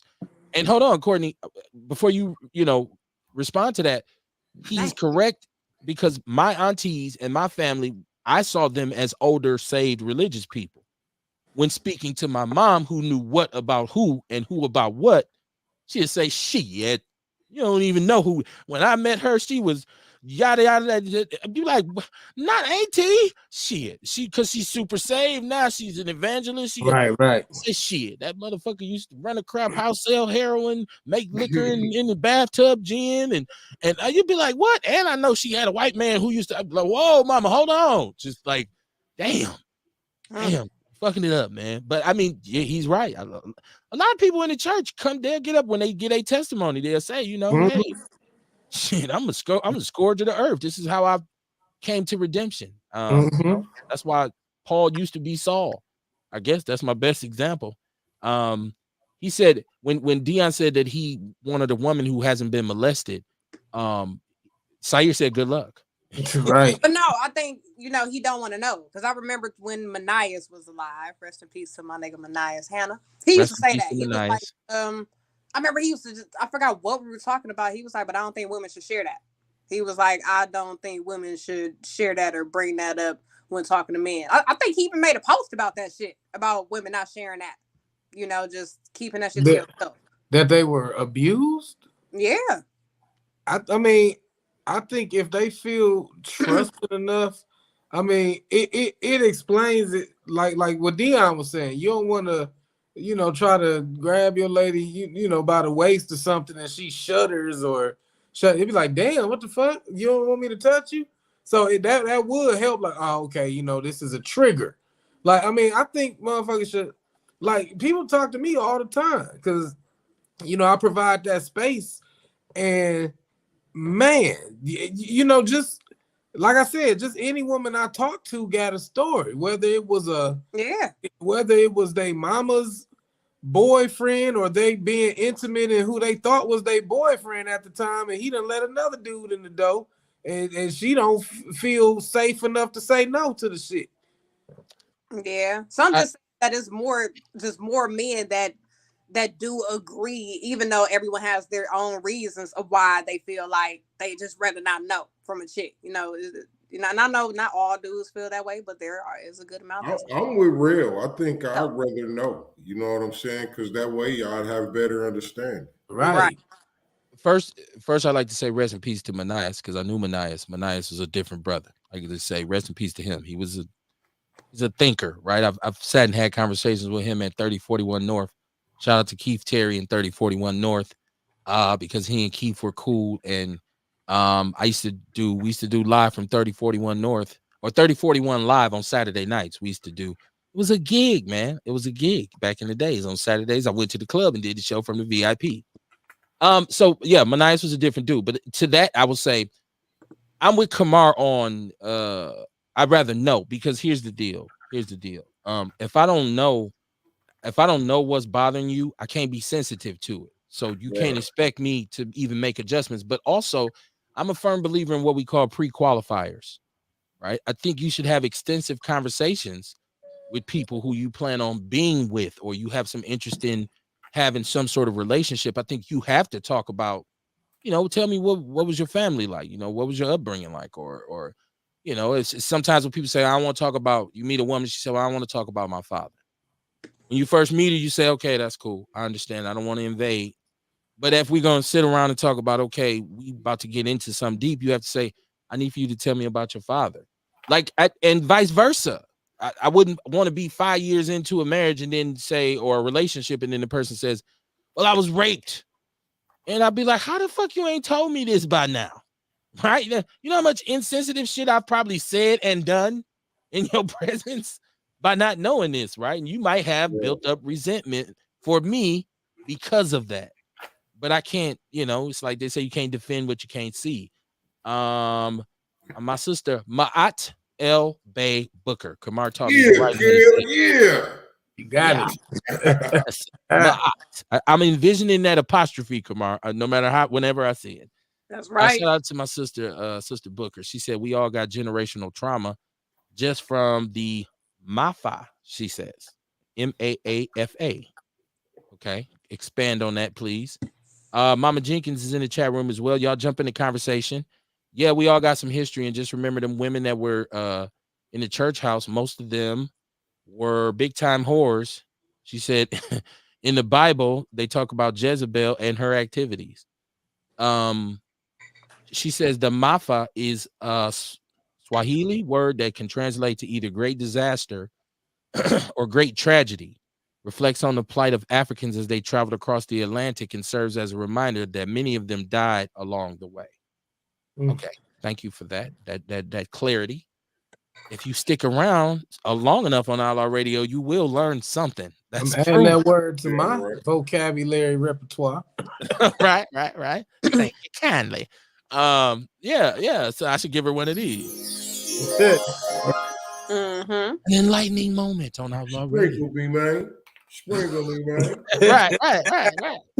But yeah, so but I'm just because, and I would honestly, I wouldn't want to. I can't see myself being with someone who's never had any issues, who's never had any kind of tough times or any problems. Everybody, yeah, man. Everybody done had them. You lying to me already off topic, man. Right. This shoe. It's something. It's something there. Like, And yeah, and let me know, because if I know it's something that I may be able to help you through. You or know at what I least mean? You got understand somebody it. close who can possibly help you through this. You know what I'm saying? Give me a choice, though. Give me a Yeah, choice to make the exactly. decision. Right. You know what I mean? And so, but my thing is, once again, somebody who's never seen a storm or a tough time wouldn't be a good match for me, because I go into mode when it's go time. When we face with a problem, when it's going down, I go into mode. And if you don't understand it, it might startle you, or you might be like, "Whoa, this dude is tripping." Like, so I would prefer someone who can say, "Nah, I've been through some shit, man. I done seen it. Let's go. Let's get ready. I know to get down."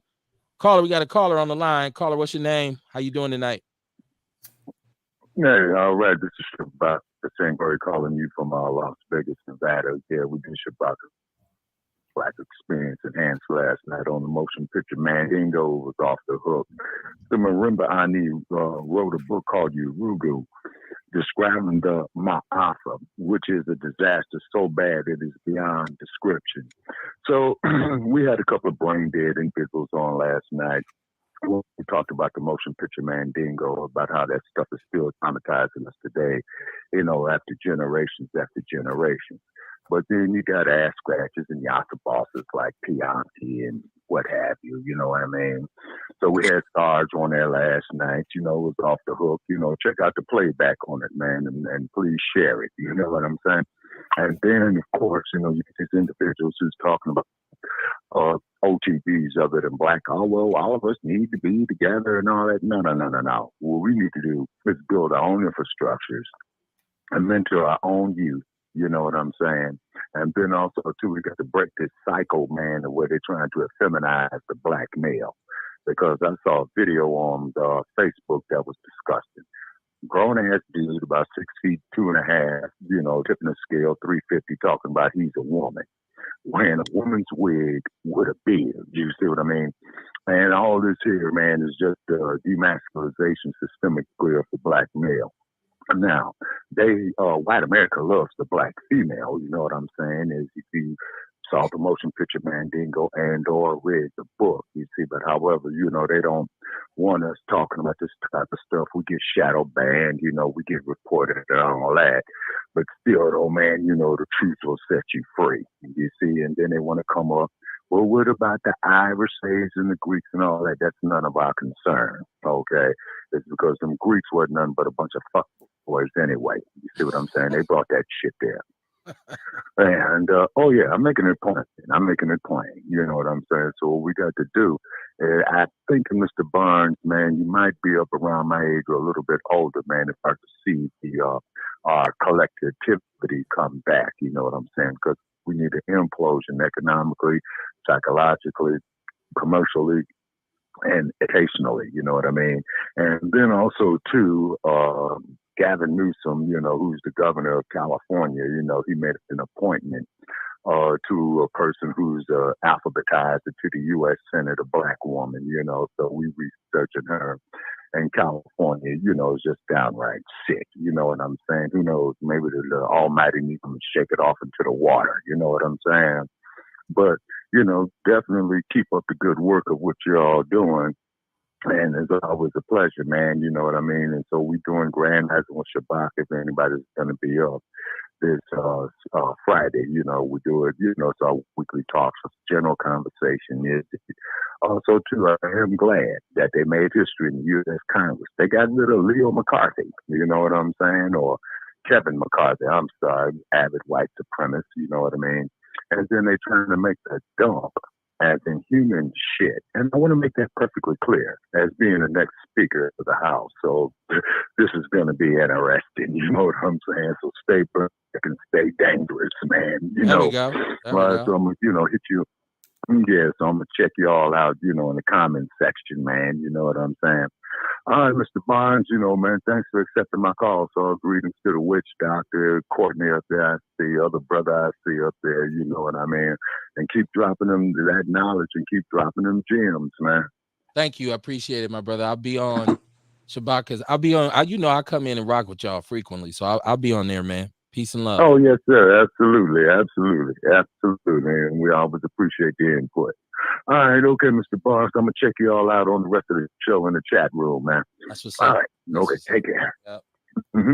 Okay. Outlaw Radio Mm-hmm. on a Wednesday night, man. It is Fighting Words. The show we started off talking about the fact that, especially now more than ever, words absolutely do hurt, right? Like now, language, it's a cliche, but I have to say, right now, conversation rules the nation, right? Like Yes. when, and I hate to be a person who keeps talking about what he did or what we did, but I can tell you my first time saying to someone, I'm going to do an internet radio show, they looked at me like I had lost my mind. And where they at right now, Kev? Where they Probably at? got a podcast or probably or like Man. they probably go live every day. Like this stuff, the evolution hadn't occurred, right? And so I kind of foresaw that people have a desire to get their opinions out. People want to talk. Most people, even though we say we don't give a fuck what you don't care what you think, fuck you. You got something to say. People say what you think, but I can't wait. I'm so glad you asked me. Like people, they want to talk. So that's why we talk about fighting words. And I say even something simple as a small disagreement turns into an explosion where people get together now and fight over football teams in a stadium where they both pay upwards of thousands of dollars for the seats. And it's because it's fuck your team. No, fuck your team. Like it's fighting words. And I be feeling sorry for some of these dudes that's drunk, getting knocked downstairs and shit. And I be like, whoa, you got your ass embarrassed, man. He drunk, he didn't fell down the stairs, ass out, draws out. Like, damn, son, you should have stayed at home and watched the game, B. Yeah, these words now, man. When I see people in the city all the time have beef, what's the first thing they do? Back in the days, it used to be, I'm finna call this motherfucker. That's what Bernie Mac said. I tried to call the motherfucker. Right. And his motherfucking mama said she ain't seen the motherfucker. So, I'm gonna download that. I used to play that skit before the show started. I used to pull up on people. I was a pull up artist, and then later I realized how dangerous it was. Yeah, Like, bro, you can't be pulling up on everybody. Motherfucker will your shoot shit you twisted. for something. Yeah, and I was like, yeah, you gotta stop. But One I of these times will be your last time. Yeah. Well, it's always funny when somebody pull up and you jump off, but when the ass whooping start and they pull off and leave you, it's like, oh shit, where'd you go? Like, I won't be pulling up with you no more. Right. Nigga left me. Let me go. Yeah. So that was the original topic of conversation. We kind of extended it into son husbandry.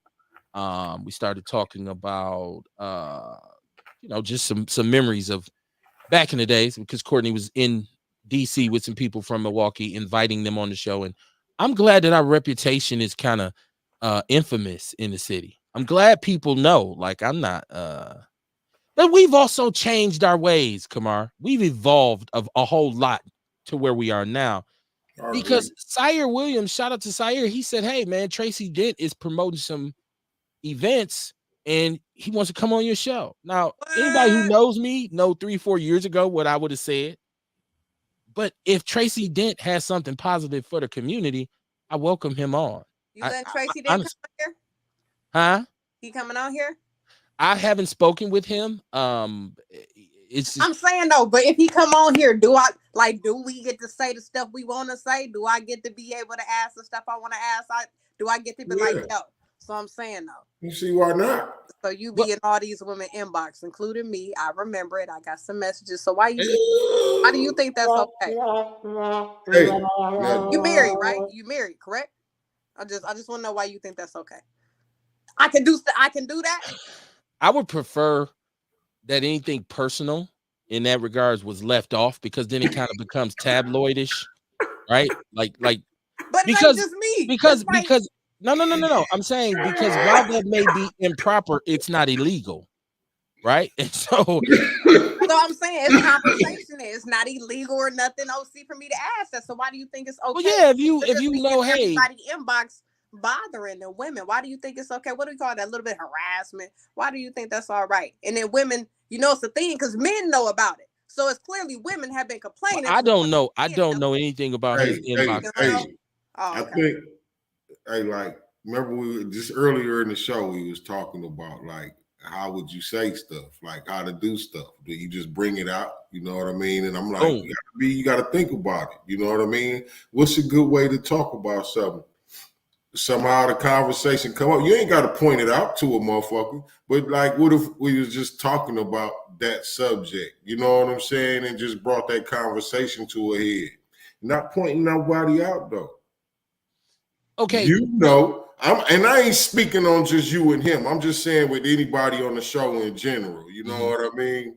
Like you and them know. You know what I mean? Like you would be letting them know that shit ain't cool without letting everybody know that that's what they do. You know what I'm saying? Like I think that'll hit a motherfucker too, cause like shit, like damn, what do I say? Like I do that shit. You know what I mean? Like, I got so many questions though. Like I want to ask so many things. I guess this thing like he be in everybody inbox, right? Man, can I say all the stuff I want to say right now? Bring somebody like that on your show, like, and then question him, like ambush him and shit. At the Black Commerce. Doing that on Outlaw. Doing that on you got the show. You got the Black Chamber of Commerce, right? Just bring him on there and be like, so let's talk about the women. Have a real open moment. Talk about the women. Let's talk about the women. What do you mean? I'd like, if he wants to listen, because our community is in such a state right now, that if he's doing something positive or these are events that people could benefit from, I'd rather the focus be on that. Okay. But, because I like being salacious and saying, hey, you cheat on your, I just never, this is why we didn't ever really do the whole Frank Nitty. But I'm just saying. This is why we didn't do the whole Frank Nitty thing. And years why we didn't do years it. ago, you know what I mean? It wasn't that much, it wasn't so much restraint either on Outlaw Radio. You know what I mean? Yeah. So years ago, he would have restrained on Outlaw Radio years ago. I think now we do put the reins on a bit. You know what I'm saying? Well, you think about him coming on with Liz Brown during that time, and I'm pretty sure he may have communicated with her via inbox. It would have been right, like we had this whole situation. We had this whole situation with a brother who was on the show, and a female called in and put his business in the street. And it caught Kamar and myself totally off guard. We did not know it was going to happen. That shit was hilarious. And I'm not going to say nobody's name or nothing. I'm just going to say we were live in the studio on the show, and I'm just answering the calls like as they come in. And it's woo. And at first we kind of were numb, like, well, what's going on? Like we thought maybe he was in on it, only to realize he wasn't. Hey, motherfuckers was tagging their friends in on the comments so they could jump in and shit. Motherfuckers posting receipts in the chat room and shit. Like, for 2 weeks. For 2 weeks. Longer than 2 weeks. Dang. I know my personal inbox was on fire. Like I'm like, I had no clue. My point is, why y'all got him on the show? Why y'all got him on the show? Oh man! And he was still on here because I was still rocking with him. But I think he may have thought he may have thought that I was in on it, or because we did laugh. It's like, well, what the fuck is so funny?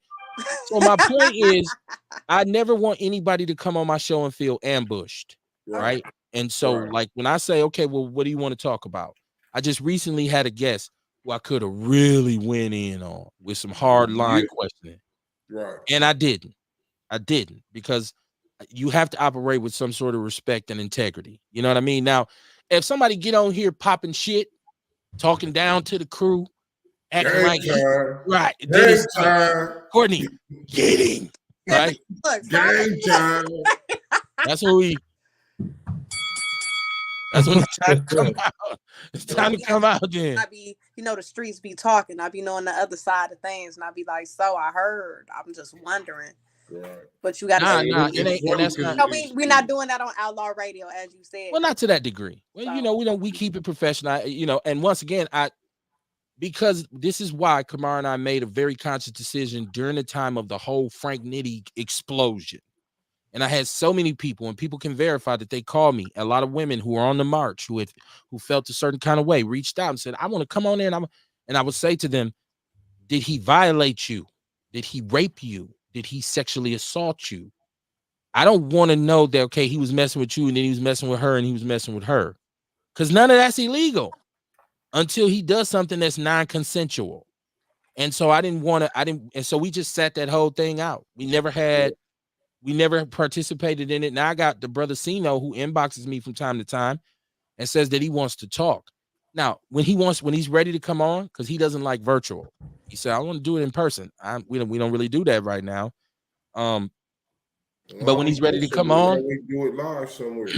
I mean, but it depends on what we're doing it live for, right? Like at this point, do we need to designate a location and go through the trials and to set up a live broadcast so we can hear about Frank Nitti?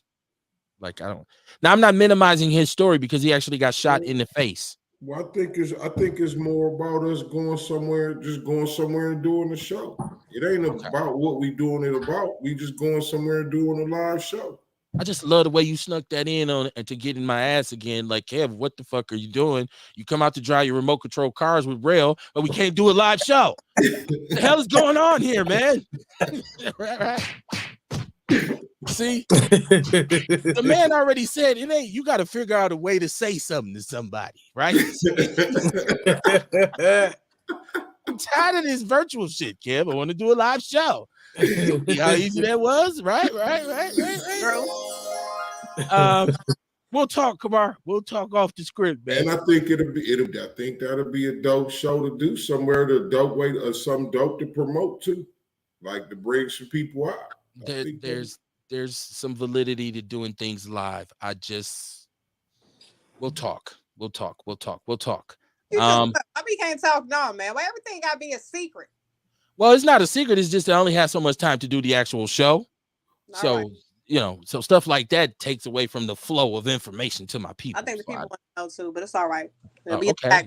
Conversation. We'll just do a Microsoft Teams meeting and invite everybody and shit. They can all just come in. Do it. Dion just called in and got on me for it only being 2 days, and Dion does when I skip a day. I'm like, bro, I'm with my family. He almost want to say, "Fuck your family." Like still going. Nigga, I'm your family. Doing it. He told me that before. Like, no, even if Kev say no, somebody need to do it. I'm like, damn, every day. Like, nigga, I'm your family. I need a show. Right. I'm confused as to whether this is a good or a bad thing now. I don't know. I'm sorry. Sayer said, why soil the positive message with tabloid shit? LOL. He like women. He not gay. LOL. And from what I know, him and his wife separated. And see, now we starting to peel back layers about his personal life. See, it kind of snowballs into, and I don't even know that brother well enough to be talking about his personal business. My issues with him lie around things in the community, things that have been said in the community, things that he's done, things that I seen him go on the news and say, right? That would be my issue.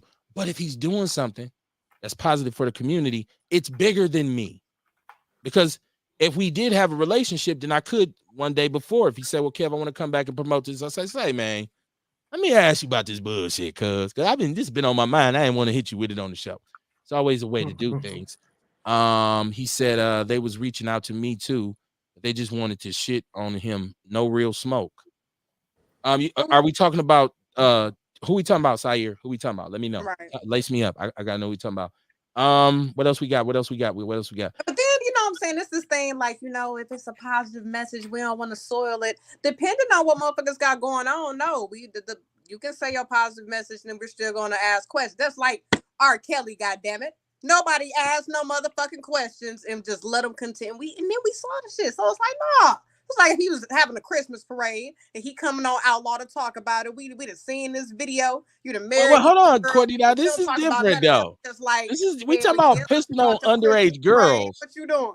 Do you got video of Tracy pissing on some little girls? Because if so, then we definitely asking him about the shit on the show. No, like Courtney said, she got pictures of you pissing on little girl. Tracy, what's going on? And this ain't even Tracy no more. It was just to that comment. Okay.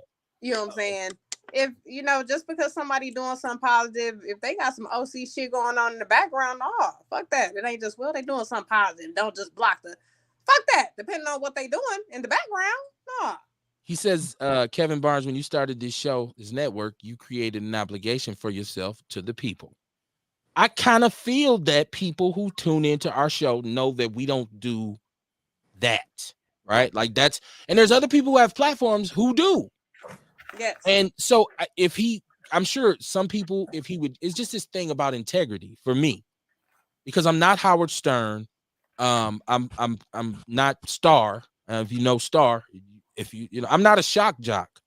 And my thing is to never ambush anybody, because if that's the case, then I got to ask every individual on the show about some dirt that they've done. And then none of us, like, it's like, what the fuck is the point? If you didn't rob anybody, piss on no little girls, touch no little kids, kill nobody, slap somebody grandmama, kick somebody mama in the back of the head or something like that. If you got something going, Courtney, I like Martin Luther King cheated on his wife. I just think some woman who he cheated with would have been out of pocket at that point to come out and say he cheating on Coretta. Like, we trying to get some people free. I'm not That's not important on that. We're not even talking about that type of stuff anymore. Okay. But let's say he did kick somebody mama in the back of the head. But I'm gonna come on Outlaw Radio and talk about this march, and we just disregard this him kicking somebody in the back of the head. Nah, you gonna talk about the march, but then we also gonna ask you. So wait, but also, we heard you kick somebody in the head. Now, is that true? You know what I'm saying? We're not just gonna disregard shit because we want to hear a message. Now, shit like that. Come on, help me. Help me, come on. But you know, usually what I know about Kev is usually before the show, before we actually even do the show, he talked to the people and he find out like exactly what's okay to talk about. Like, because like you said, you don't want to ambush him. I remember back when we had DC Crawley on the show. And then, like a week before that, we had the sister from Madison on the show, and she brought this bill that was being proposed as a law that stated that we would lose one of the partial rights, one of the three reasons to write off not getting the vaccine or whatever, right? For our kids. To deny not getting the vaccine. Yeah. The religious part of something they were saying, or no, the personal reasons, like they. Your personal reasons, like I got personal reasons why I don't want the vaccine. That's exemption. Why. Yep. So they wanted to write off that exemption, and DC Crawley name was on there, and we wanted to talk to him about this shit. Right. You know what I'm saying? Like we said, we didn't hold punches, and this was around the time when Kev started actually vetting people a little bit before the show. You know what I mean? So that's around the time when we started doing that. So he gave him a chance to actually look at the motherfucker and go through it. You know what I mean? We found out that he didn't even know what the hell it was when he signed off on the motherfucker. This shit I be talking about. So I'm saying, so we you know what I'm saying? To ask the person before the show, like, hey. But he was able to explain the motherfucker though. You know what I'm saying? He was able to explain it. You know what I mean? Once he went through it and shit. And his explanation was true though. My bag at that point, we thought they was just trying to say that we can't just go exempt from getting the vaccine. We thought they was trying to get rid of all that. But then we found out it was just the personal reasons part. So you could still say, well, it's religious reasons why I don't want to take it. And also with that Kamar, the transparency of it was that he actually admitted. Yeah. And shout out to Lena Taylor because she came on. Because her name was on the bill too. Yep. As a matter of fact, everybody who we had on the show whose name was on that proposal, we asked them about it. And she explained there's certain shit that as a party, we will put our names on and it won't even get to vote. So it has no chance of actually becoming a law. And we were like, well, that's kind of a silly way to play politics where you just signing off on shit you don't even know about. She's like, well, you know, it's not even going to be voted on. It won't ever even get to the floor. That was her answer. And so we just were like, oh, okay. So, you know, the point is transparency is everything. And I make a decision. If I ask you don't want to talk about this, you want to talk about that, you want to talk about this. I make a decision whether or not I'm going to bring you on. Because in certain cases, I might be like, well, you know what? We might as well not even do no show then. Right. It's cool, bro. And it's been times like that too. Where we done vetted the motherfucker and like, you know what? We ain't even going to do that show. Nope. Not even. Nah, we thought about it. Cool. If we can't talk about this, we probably ain't gonna do it. Don't call me, I'll call you. Right. You'll be waiting on that call forever. And once again, I I'm not here. If now, once again, the conversation a lot of times on Outlaw Radio is very organic, and so it may lead itself to that. And if that happens, in which he wades in that water, and that is what comes out of it, I'm gonna go, whoa, brother, I didn't even know about that. But it's not gonna be the purpose to bring him on there to bust him out. Because we go live and we had no clue what the people may call in and say. Never. You know what I'm saying? Never. You never know what's coming out that chat room. You never know what's coming on his phone. It may go down. So, but so like I said, man, we'll talk. He and I will speak before the show, and I'll say, hey, brother, if you got something going on, man, but I'll get a chance to explain to him, like, hey, man, it's a reason why I don't fuck with you, right? It's a reason why you've never been on here, and I know you know about it. It's a reason. Hey, I'm gonna tell you what now, and I'm just being real, right? I have heard a couple of sisters tell me some stories. It's out there. That nigga Vaughn made a whole video about it, a whole live about it. So that's why I know, like, you have to let him know, like, you know what I mean? Our chat room is messy as fuck. Like, we gonna get at it. You know what I'm saying? So coming on our show, this, people get their ass whooped verbally sometimes. I'm going to conduct myself with the utmost class. Okay. I will too. And I, if this happens, if we are able to connect in that, then it'll be cool, man. But I'm just saying, like, I don't want to. You got to be careful what you build your foundation on and with, right? Yeah. I look at Wendy Williams right now, and you look at Wendy Williams, and a lot of people laugh and say, "Oh man, this is crazy. Look at Wendy Williams." But Wendy Williams laid down a foundation of negative karma way back. Like, even when she was at her peak and she had her television talk show, she used to get people on there and just be so. I'm like, damn, why would you even have this person on if that's the way you were gonna, behave or whatnot? But it's always said I would never do that. I would never do that. And I watch Star. I don't know if y'all know who Star is. If you know Troy Terrain, Star is one of the best to ever do it, but Star is the OG black shock jock. Star on YouTube. The Star is, we go all the way back to Star and Buckwild when he wrote for the Source magazine, and Star and Buckwild. That was the column. It was the column first in the Source, and then he got a radio show in New York, and it became the Star and Buckwild Report, and he had a show on MTV, and then he just went. Star's reign on New York radio is infamous to this day. He's the one who played the airplane crashing sounds when Aaliyah died. Over and over all day, he would play the sound of an airplane. He played it over and over and over. People were ready to get at him about it, but he don't give a fuck. That's what he does. So I said I love his show, and I like how he presents the information because he's very informed and articulate, but I would never lay down on a bed of thorns, right, and think I'm going to come up with roses. It's just not worth it. So we'll see with that, brother. And anybody else out there who may have heard something negative about the show. Some of it's probably true. We've grown, right? This is a whole process. So if you reach out, man, and say, hey, man, I want to, come on in, man, and talk about this, Kev. I'm so evolved past where I was, right? Like when I took this show so personal back in the days. If I called you and asked you to be on my show and you said yeah, and you didn't show up, I was calling you after the show. The fuck? Yeah. This is Outlaw Radio. Who? The motherfucker who you ghosted tonight, like, was ready to go to the mattresses behind the shit. I don't take it that serious anymore. So I just laugh it off now. Like, I know who won't be getting another invite. So yeah, man. Outlaw Radio is for the children. Like he said, Wu-Tang is for the kids. Outlaw Radio is for the kids.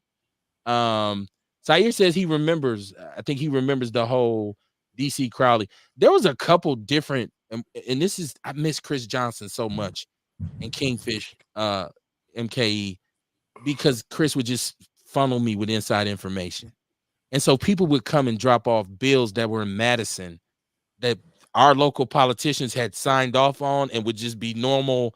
Okay, every day, and we would have the shit, and show up here like, how the fuck did he get that? So, it used to be fun, man. Shout out to, man, I miss my man. I miss Chris, man. I miss Chris a lot, man. And so, And Nick McVeigh too used to be on top of it, man. Nick McVeigh stayed dropping the envelope off on my porch, like, Kevin, I dropped this, what they're trying to pass, because we had the one when your man, what's his name, Kingfish, Bruce Wayne, Chris, what's his name, who gave all the money for Chris Abley. Remember, he had the act where he had a bill that where he was going to be basically over the entire county board and have all the negotiating rights and be able to give contracts to who he wanted to give to. Like, it would have just made him the king of Milwaukee County. It was like Bill 777 or some shit. And a lot of black leaders had signed off on it. We put fire to it. I was posting all day on Facebook. Don't let y'all say something about this shit. Like, so he resigned from being the county executive soon after that. I'm not saying I made him resign. I'm just saying put the knowledge to the people, because I think that was his plan. Like, once that went kaput, he said, you know what, well, fuck this shit, then. I'm rich. Why am I doing this? But yeah, man, it's important. And I tell anybody who wants to do a podcast or a rap song or write a book or any kind of art, make sure you have some integrity behind what you're doing. Because when you sell your soul and I'm going all in, this shit will blow up in your face. And you'll be like, damn, what I do wrong? So yeah. And I want to say, because a lot of times we do on this show, I have a problem with celebrities, especially black celebrities. And I have a problem with black elitists. I can't stand wealthy black people who are above us. It bothers me. So we had a big blow up of the argument, if you will. It wasn't even an argument. You can't really have an argument on the internet. We had a big debate about Jay-Z and Beyonce, and I was saying about him wearing the Crowley shirt. We talk about Kanye, and I don't like Kanye. And most celebrities who people treat like idols, and they make idols out of them, I don't like them. And I can't stand. This is why I had a problem after a while with Barack and Michelle, because I felt like they were some elitist Negroes, Ivy League Negroes, right? That's better than us, right? And that's just my personal feeling. So a lot of times when y'all hear me, I was going in on Giannis because of what he said about the money. But when I listened at what Giannis said, it made a lot of sense. He said, it's not about the money right now. It's about a whole lot of fucking money. And when I watched him say the quote, I said, I get the context now. So I wasn't as mad. I was going at him for, community contributions. Kamar said, damn, can they just play basketball? I was like, nah, shit. No, you got to be the mayor too. Right. And you mean you don't want to be no alderman? What the fuck you talking about? Oh, I got a game. Fuck your game. Nah, man. We need leadership in the city, man. Anybody who has some leadership, I feel like our people need help, man. We need so much help. We got so many issues. I be looking for it from everybody who got any kind of status. What you gonna do for us? Like what you talking about, shit. Don't show me your new crib and then ask me for money when it's a forest fire. Motherfucker, buy a fire truck and send it to him with your rich ass. Instead of a new Bugatti. Dion said, hey, they got a whole list of undercover gays on Facebook. Do you have to be undercover if you're gay nowadays? I don't think you got to be undercover. Speaking of undercover, this ain't got nothing to do with nothing, but I got to say it while I remember it. I seen a post where Magic Johnson said, men have never tried to talk to Cookie, and she's always been faithful to me. And there was a caption that said, we wonder why, Magic. And I was like, oh, that was bad. You knew somebody was going to have to say it. Right. They said, we wonder That's why, the first Magic. thing come to a motherfucker mind. He said what everybody was thinking. He said, nah, man, I ain't never had no problem with men trying to get at Cookie. And she always been faithful to me. I said, damn, Irv, you could have just kept that to yourself. We know, like, right. You straight. Cookie is straight. We like, know. I don't know. She come to Milwaukee. It might be some brothers who'd be like, she got money, man. I'm just gonna wear a Jimmy. It's that, you know how we go in Milwaukee. Milwaukee, man, the thirst has no limits. Sire says that's a reach. He's talking about Tracy said he's nowhere near R. Kelly. I didn't think so, but Shabaka's talking about the J. Edgar Hoover tapes of Dr. King with other women. He also says fuck the vaccines, right? So yeah. Mama Jenkins said The Source. I used to love The Source. I used to read the shit out of The Source from cover to cover. And I would buy all the albums that get reviewed and sit and read the review while I'm listening to this. How nerdy I was with this shit, right? I guess I was I think I've been a blurred for a long time and didn't know it, man. I looked at this video of us with these cars. I'm like, dude, I'm kind of geeky. Like, who does that? The fact that Shit, this shit me. got all this specialty parts and shit on it, and I know about it. It's like my kids tell me that all the time. Like, Dad, you're actually a nerd. Like, you try to act like you Hey, tough. I don't know. I just know you need to. I think you should do a podcast on the RCs and other hobbies that. I think we need to introduce adults back into getting hobbies for mental health. Yeah, it can't be all Yeah. work. You got to be a little play. Got to be a little play in there. It's And so always something, man, that bring you back. You know what I mean? Just center you where you could just relax and not Mm-hmm. worry about shit and just immerse yourself into that. You know what I mean? yeah. For me, it's puzzles. Okay. Puzzles. You know what I mean? I sit and do a puzzle for hours. Mm. Yeah, right. Be looking up and I done burnt some tea and shit. I done fucked the tea up. You know what I mean? Put that goddamn puzzle down. Fuck. Right? I'm almost done with Garfield. Hold on. Nah, and I want to fish and stuff like that I can't do right now. Presently, I'm still recovering, but I forgot. I said watching the video, I'll tell real. I forgot how fun this shit was. Just because I haven't done it. So I'm sitting there and I'm whipping it. I'm like, dude, I forgot why I have all this shit. Like I forgot why I got all this shit. So I'm gonna have more fun with that. Like that'll be some good. I'm looking forward to this weekend. If I can, I'm hoping Sunday because I got some stuff to do in my yard. Got to winterize my garage and stuff like that, and get my, because it's about to be cold. And my son has a football game on Saturday, so I'm hoping Sunday evening because he may be really tired, too tired to help me on Saturday. So I may have to move it to Sunday. But either way, I'm gonna get back up to that spot with some other shit before it snows. So yeah. Yeah. Mama Jenkins, you right. All men need hobbies. Yeah, I have sisters do too, though. It's not, dang, baby, don't you got something to do? Like not like that, but just standing there with me all the time, like because you might not be into what I'm into. So it's like, well, no, go do your thing. Go find what you like to do. People say my hobby is smoking weed. I had some brothers who tell me that. I do got a hobby. It's called chiefing. Yeah, all right. That's cool too. Right. Well, hey. If that's what you do, that's what you do. Totally against you at all. I wanted to talk about classism too, because I was talking about black elitists. And I had hoped to approach this early in the show, but I think absolutely it's something that I don't know if people even think about whether they're middle class, upper middle class, lower middle class. I don't know how my people define themselves economically, right? If you're looking at, okay, what is the median income for my own household? And somebody who I respect very much in terms of financial advice was telling me, well, the first thing you need to realize is how much income do you actually generate? Your household, how much money comes to your house on a yearly basis, and see what tax bracket that puts you in, or where you should be. Because if you are generating this cash flow, but you're not at this point, then that means you need to get into some financial literacy and get some straightening about yourself.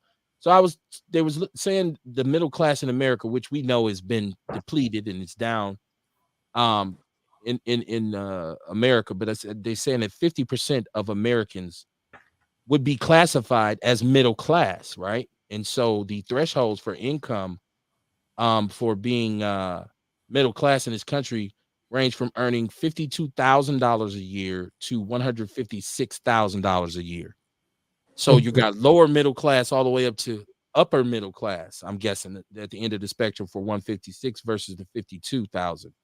In Milwaukee, what's very interesting is when you add up the cost of living and all this kind of stuff, it is from $31,247 to $93,274. Together, does your household generate $92,000? Because if it does, in Milwaukee, you're upper middle class. I never thought about that, right? So if you say we're generating this much money per year, let's look at what we actually have, right? Shoot, and basis like versus what we should have in terms of savings and assets. And are we building a portfolio? Are we just going to the wheels fall off? Because we talk about financial empowerment for Black people all the time. And I think we got to slow it down a little bit and make people understand their own net worth. What do I have that's actually an asset versus a liability? I don't want to get too crazy at the end of the show, but just I'm looking to bring some black financial person, some money person, some person who's very literate about Black financing to the show, because we need to start having that conversation. Like, especially at a point when gentrification is about to pop off, out of town investors are swooping down on properties. Y'all just don't know. Out of town investors Milwaukee is hot for out of town investors just to come in and you're looking at not being able to stay in your community because you can no longer afford it. Right. The only alternative to that and that's is it right there. is People ownership. People ask like, what can they do to beat gentrification? And the thing is, get money. Got to get some money. That's it. Get money. Every day now I'm getting into this mode where I'm saying you got to figure it out. You got to to figure out how to get money, whatever it is you want to do. Get some money. You know what I mean? Yeah. We want to gain some ground. We want to gain some ground in this country. We got to get some money. Or leave. If you say fuck this, okay, well, goodbye. I mean, I don't, it did what they defined it as the GDP, the gross domestic product. What's your GDP? Right? What's your gross domestic product? Right? Like you say, what do I import and what do I export personally? Right. Right? I look at it like that. Figure out a way to sell my wine legally. Like I see people selling wine, but when I look it up, it's like, damn, I need all kind of licenses to do this. So I'm like, well, shit, more power to them if they able to pop their shit off without. But you know what the thing is though? Like this one thing I'm learning, man. Like you can do it. It's just work. You know what I mean? That we don't even want to do. Like with me, I'm in this season right now where I'm learning all this shit, and it was just stuff I've been running from all this time, like different licensing and all type of shit, bumping my head and having to go back down here. I just left down there, as a matter of fact, City Hall.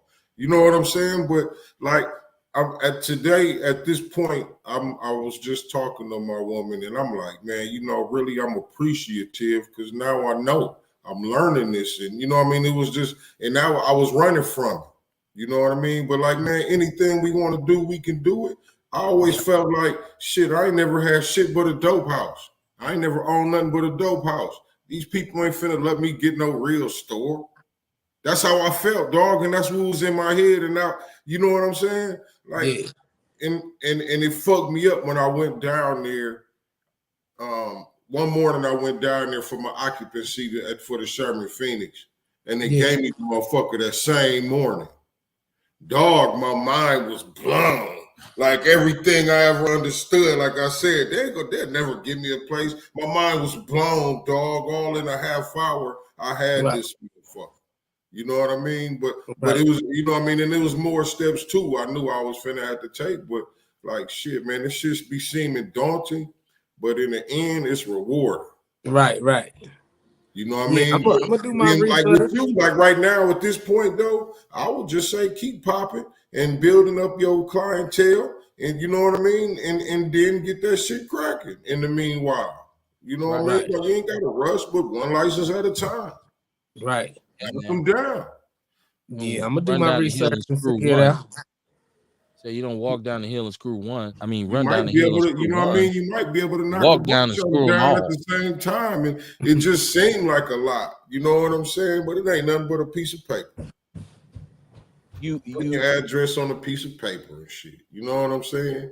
Right. I went through this years ago. I don't know if this is a good example, but for me, it's the aha moment that Kamar is talking about. When I got a bachelor's degree, for so long when I was in school, I was thinking, They ain't finna give me no. Hey, right. You know where I come from. You know all Capitol the Drive, young little nigga off Capitol Drive. right. Come on, man. But as long as I kept going to class, doing my work, doing what I needed to do, they gave me. Well, I earned it, but they gave me the actual paper. Yeah. And I just One remember step at that a time. my mother just glowing, and first I was well, damn, why she so? But then I thought about it, like, dude. So let me get this straight. If I work and do what I need to do and stay consistent and persistent, I can get some shit done. And so when I got the master's degree, I didn't even go to the ceremony. I didn't because it wasn't a big deal to me. I was like, it's Tuesday. Like, so what? Who cares? Like, I already knew I could do it. I knew I was gonna get it the day I enrolled. I can't say the same thing for undergrad when I was like, "Ooh, shit, I'm so close."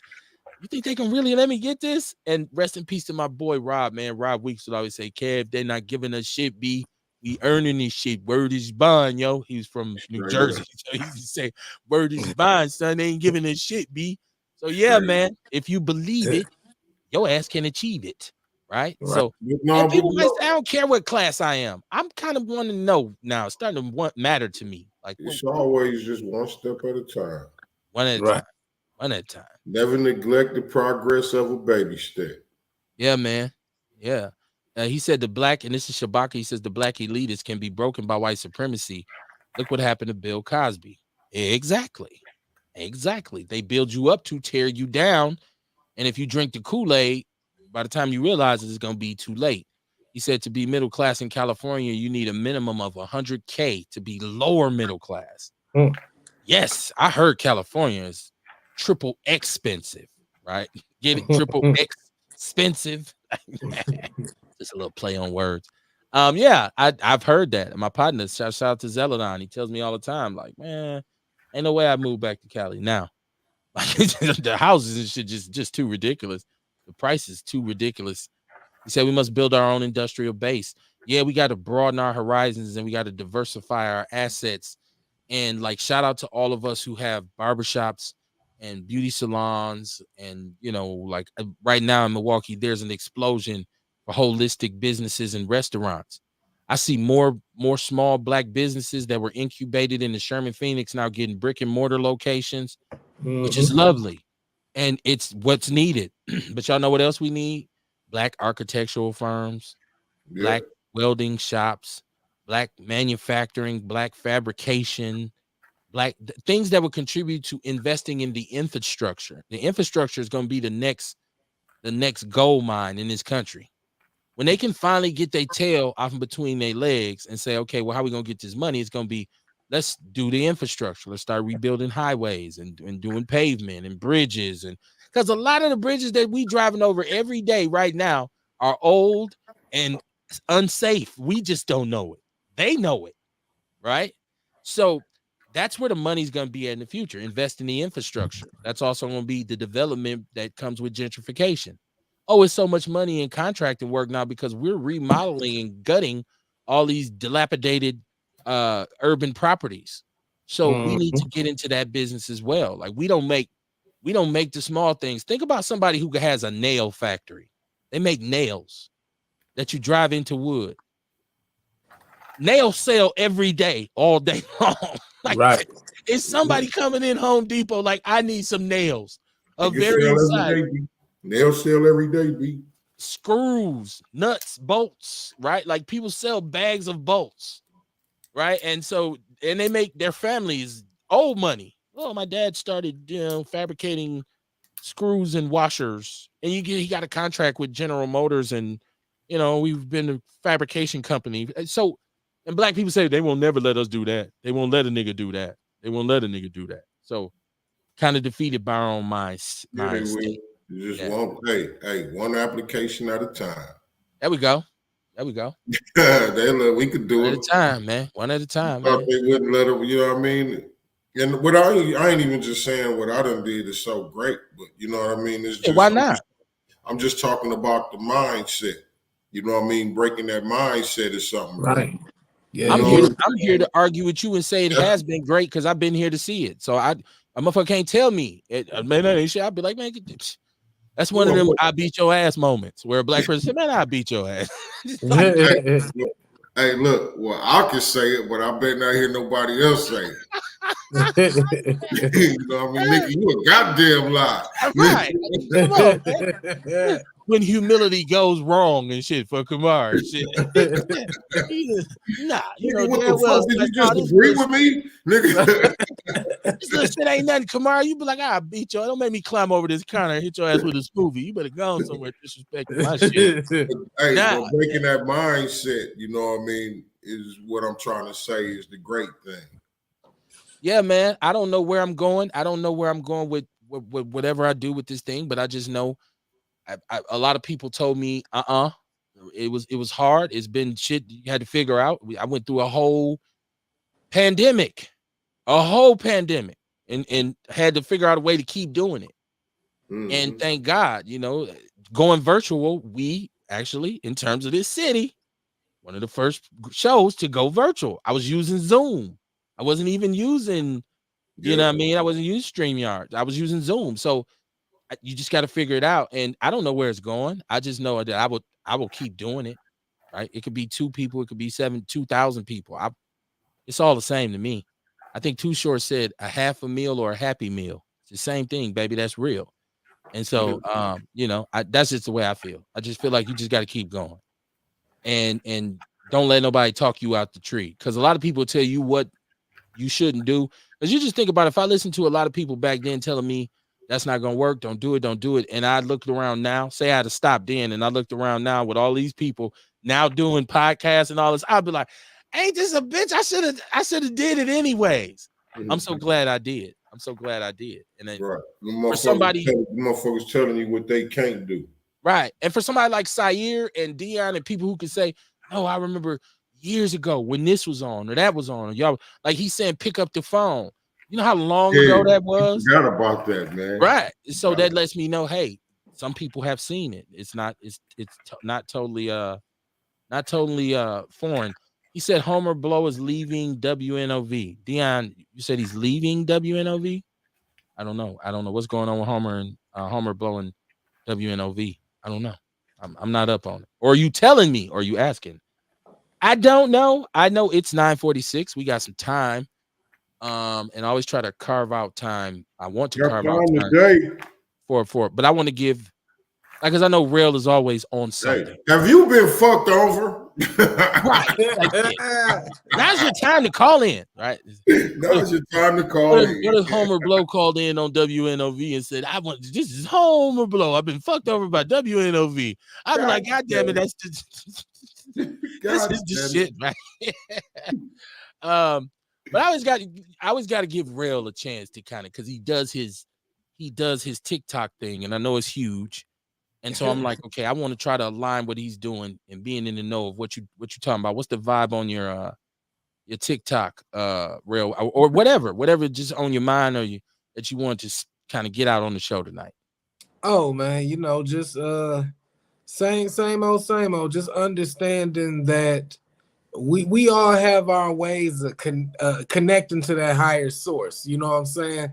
I had a conversation with a friend of mine the other day, and we were just reminiscing because she's still Church of God in Christ, and you know, I grew up that way, and I'm like, you know, I'm no longer Christian, but I understand why the song Something About the Name Jesus still resonates with me. It's because I was raised to believe that there was a great sacrifice made on my behalf for my salvation. So my response to that is gratitude. You know, and gratitude, they say, is scientifically one of the healthiest perspectives to be in, because it causes your brain to go into alpha wave states where you're aware but you're relaxed, and that's the state where you can imagine, you could daydream. You know, that's the state of mind where you can solve some of the problems that's been plaguing you throughout the day, because you're no longer focused on the problem. You're receptive to that universal knowledge. They call it the Akashic records, but you're receptive to receiving. So I just want to, you know, just stress the fact that how whatever you got to do to tap into gratitude, love, and appreciation, whether it's just understanding that every breath is a blessing or thanking Jesus for what you feel he did for you. You know, I remember when I played sports, I used to wrestle, and you know, my thing was music. I listened to music before matches. The other motherfuckers, they breathing hard, slapping each other. You know, they doing what they need to do to hype themselves up to tap in. And even though we did it in our different means, the goal was the same. So we just got to see the the you know us understanding that we all tap in, and we just got to respect the way other people tap in, whether you praying, whether you meditating, whether you saying affirmations, whatever you got to do to tap into that higher source to be appreciative and get through your day. Do it and respect others as they do the same. Okay. Jazz fingers. I appreciate it. Right. Kamar, I know you got a busy weekend coming up, or if you want to like substitute that with what's on your mind and where you at, I want to be able to give you your time to Kamar's kind of corner on what's going on with him before we get out of here, because we won't be back until next Monday. I don't know, man. Well, you know, I'm gonna be at the Sherman Phoenix. I'll be at the Sherman Phoenix, the House of Vitality. Y'all come on up there. Make sure you come get you a smoothie, come get you some teas, come get you some sea moss, elderberry. You know, it's that time of year again. We got to work on our immune system. You know what I mean? Start building it. And then I got this hot elderberry tea you gonna love. Y'all gonna love this elderberry tea. I'm gonna have it hot up here. I want to say next week I'm gonna start bringing it up there. So for a week I have samples up there before I even start selling it. So you come get you a free cup. Okay. You know, like I say, it ain't always about the dollar. I want my people to be well too. So Right. you know, I mean, come on and get you a cup and let me boost your immune system a little bit.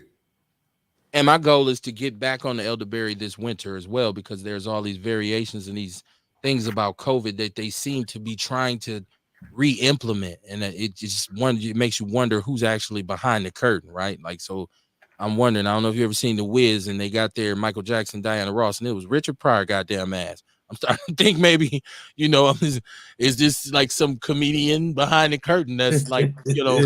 So I want to get back to the elderberry and sea moss routine that I was on a couple years back, and I keep telling people when I stopped taking it, I got COVID, right? And thank God I didn't have. And I think I'm gonna say this too. I think because I had that still in my system, because that's what had built up my system.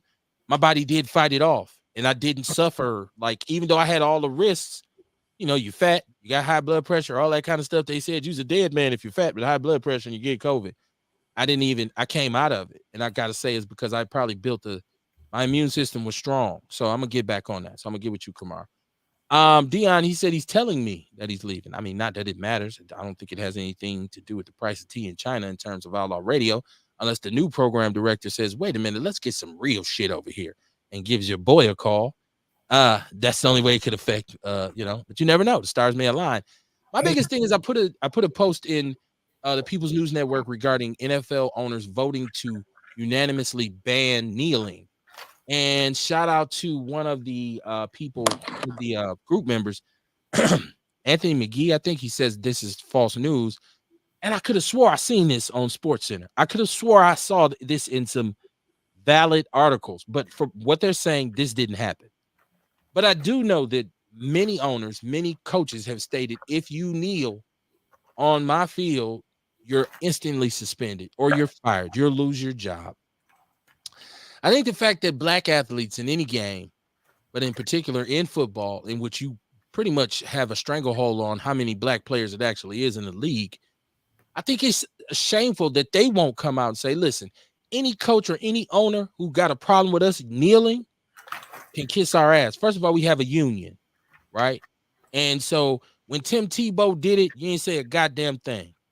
But all of a sudden now you can't do it because black men do it in regards to something that we know that's real, which is police brutality and callousness overall when it comes to the lives of foundational black Americans. Kiss our ass. If we want to kneel, we'll kneel. I'm not telling them to kneel.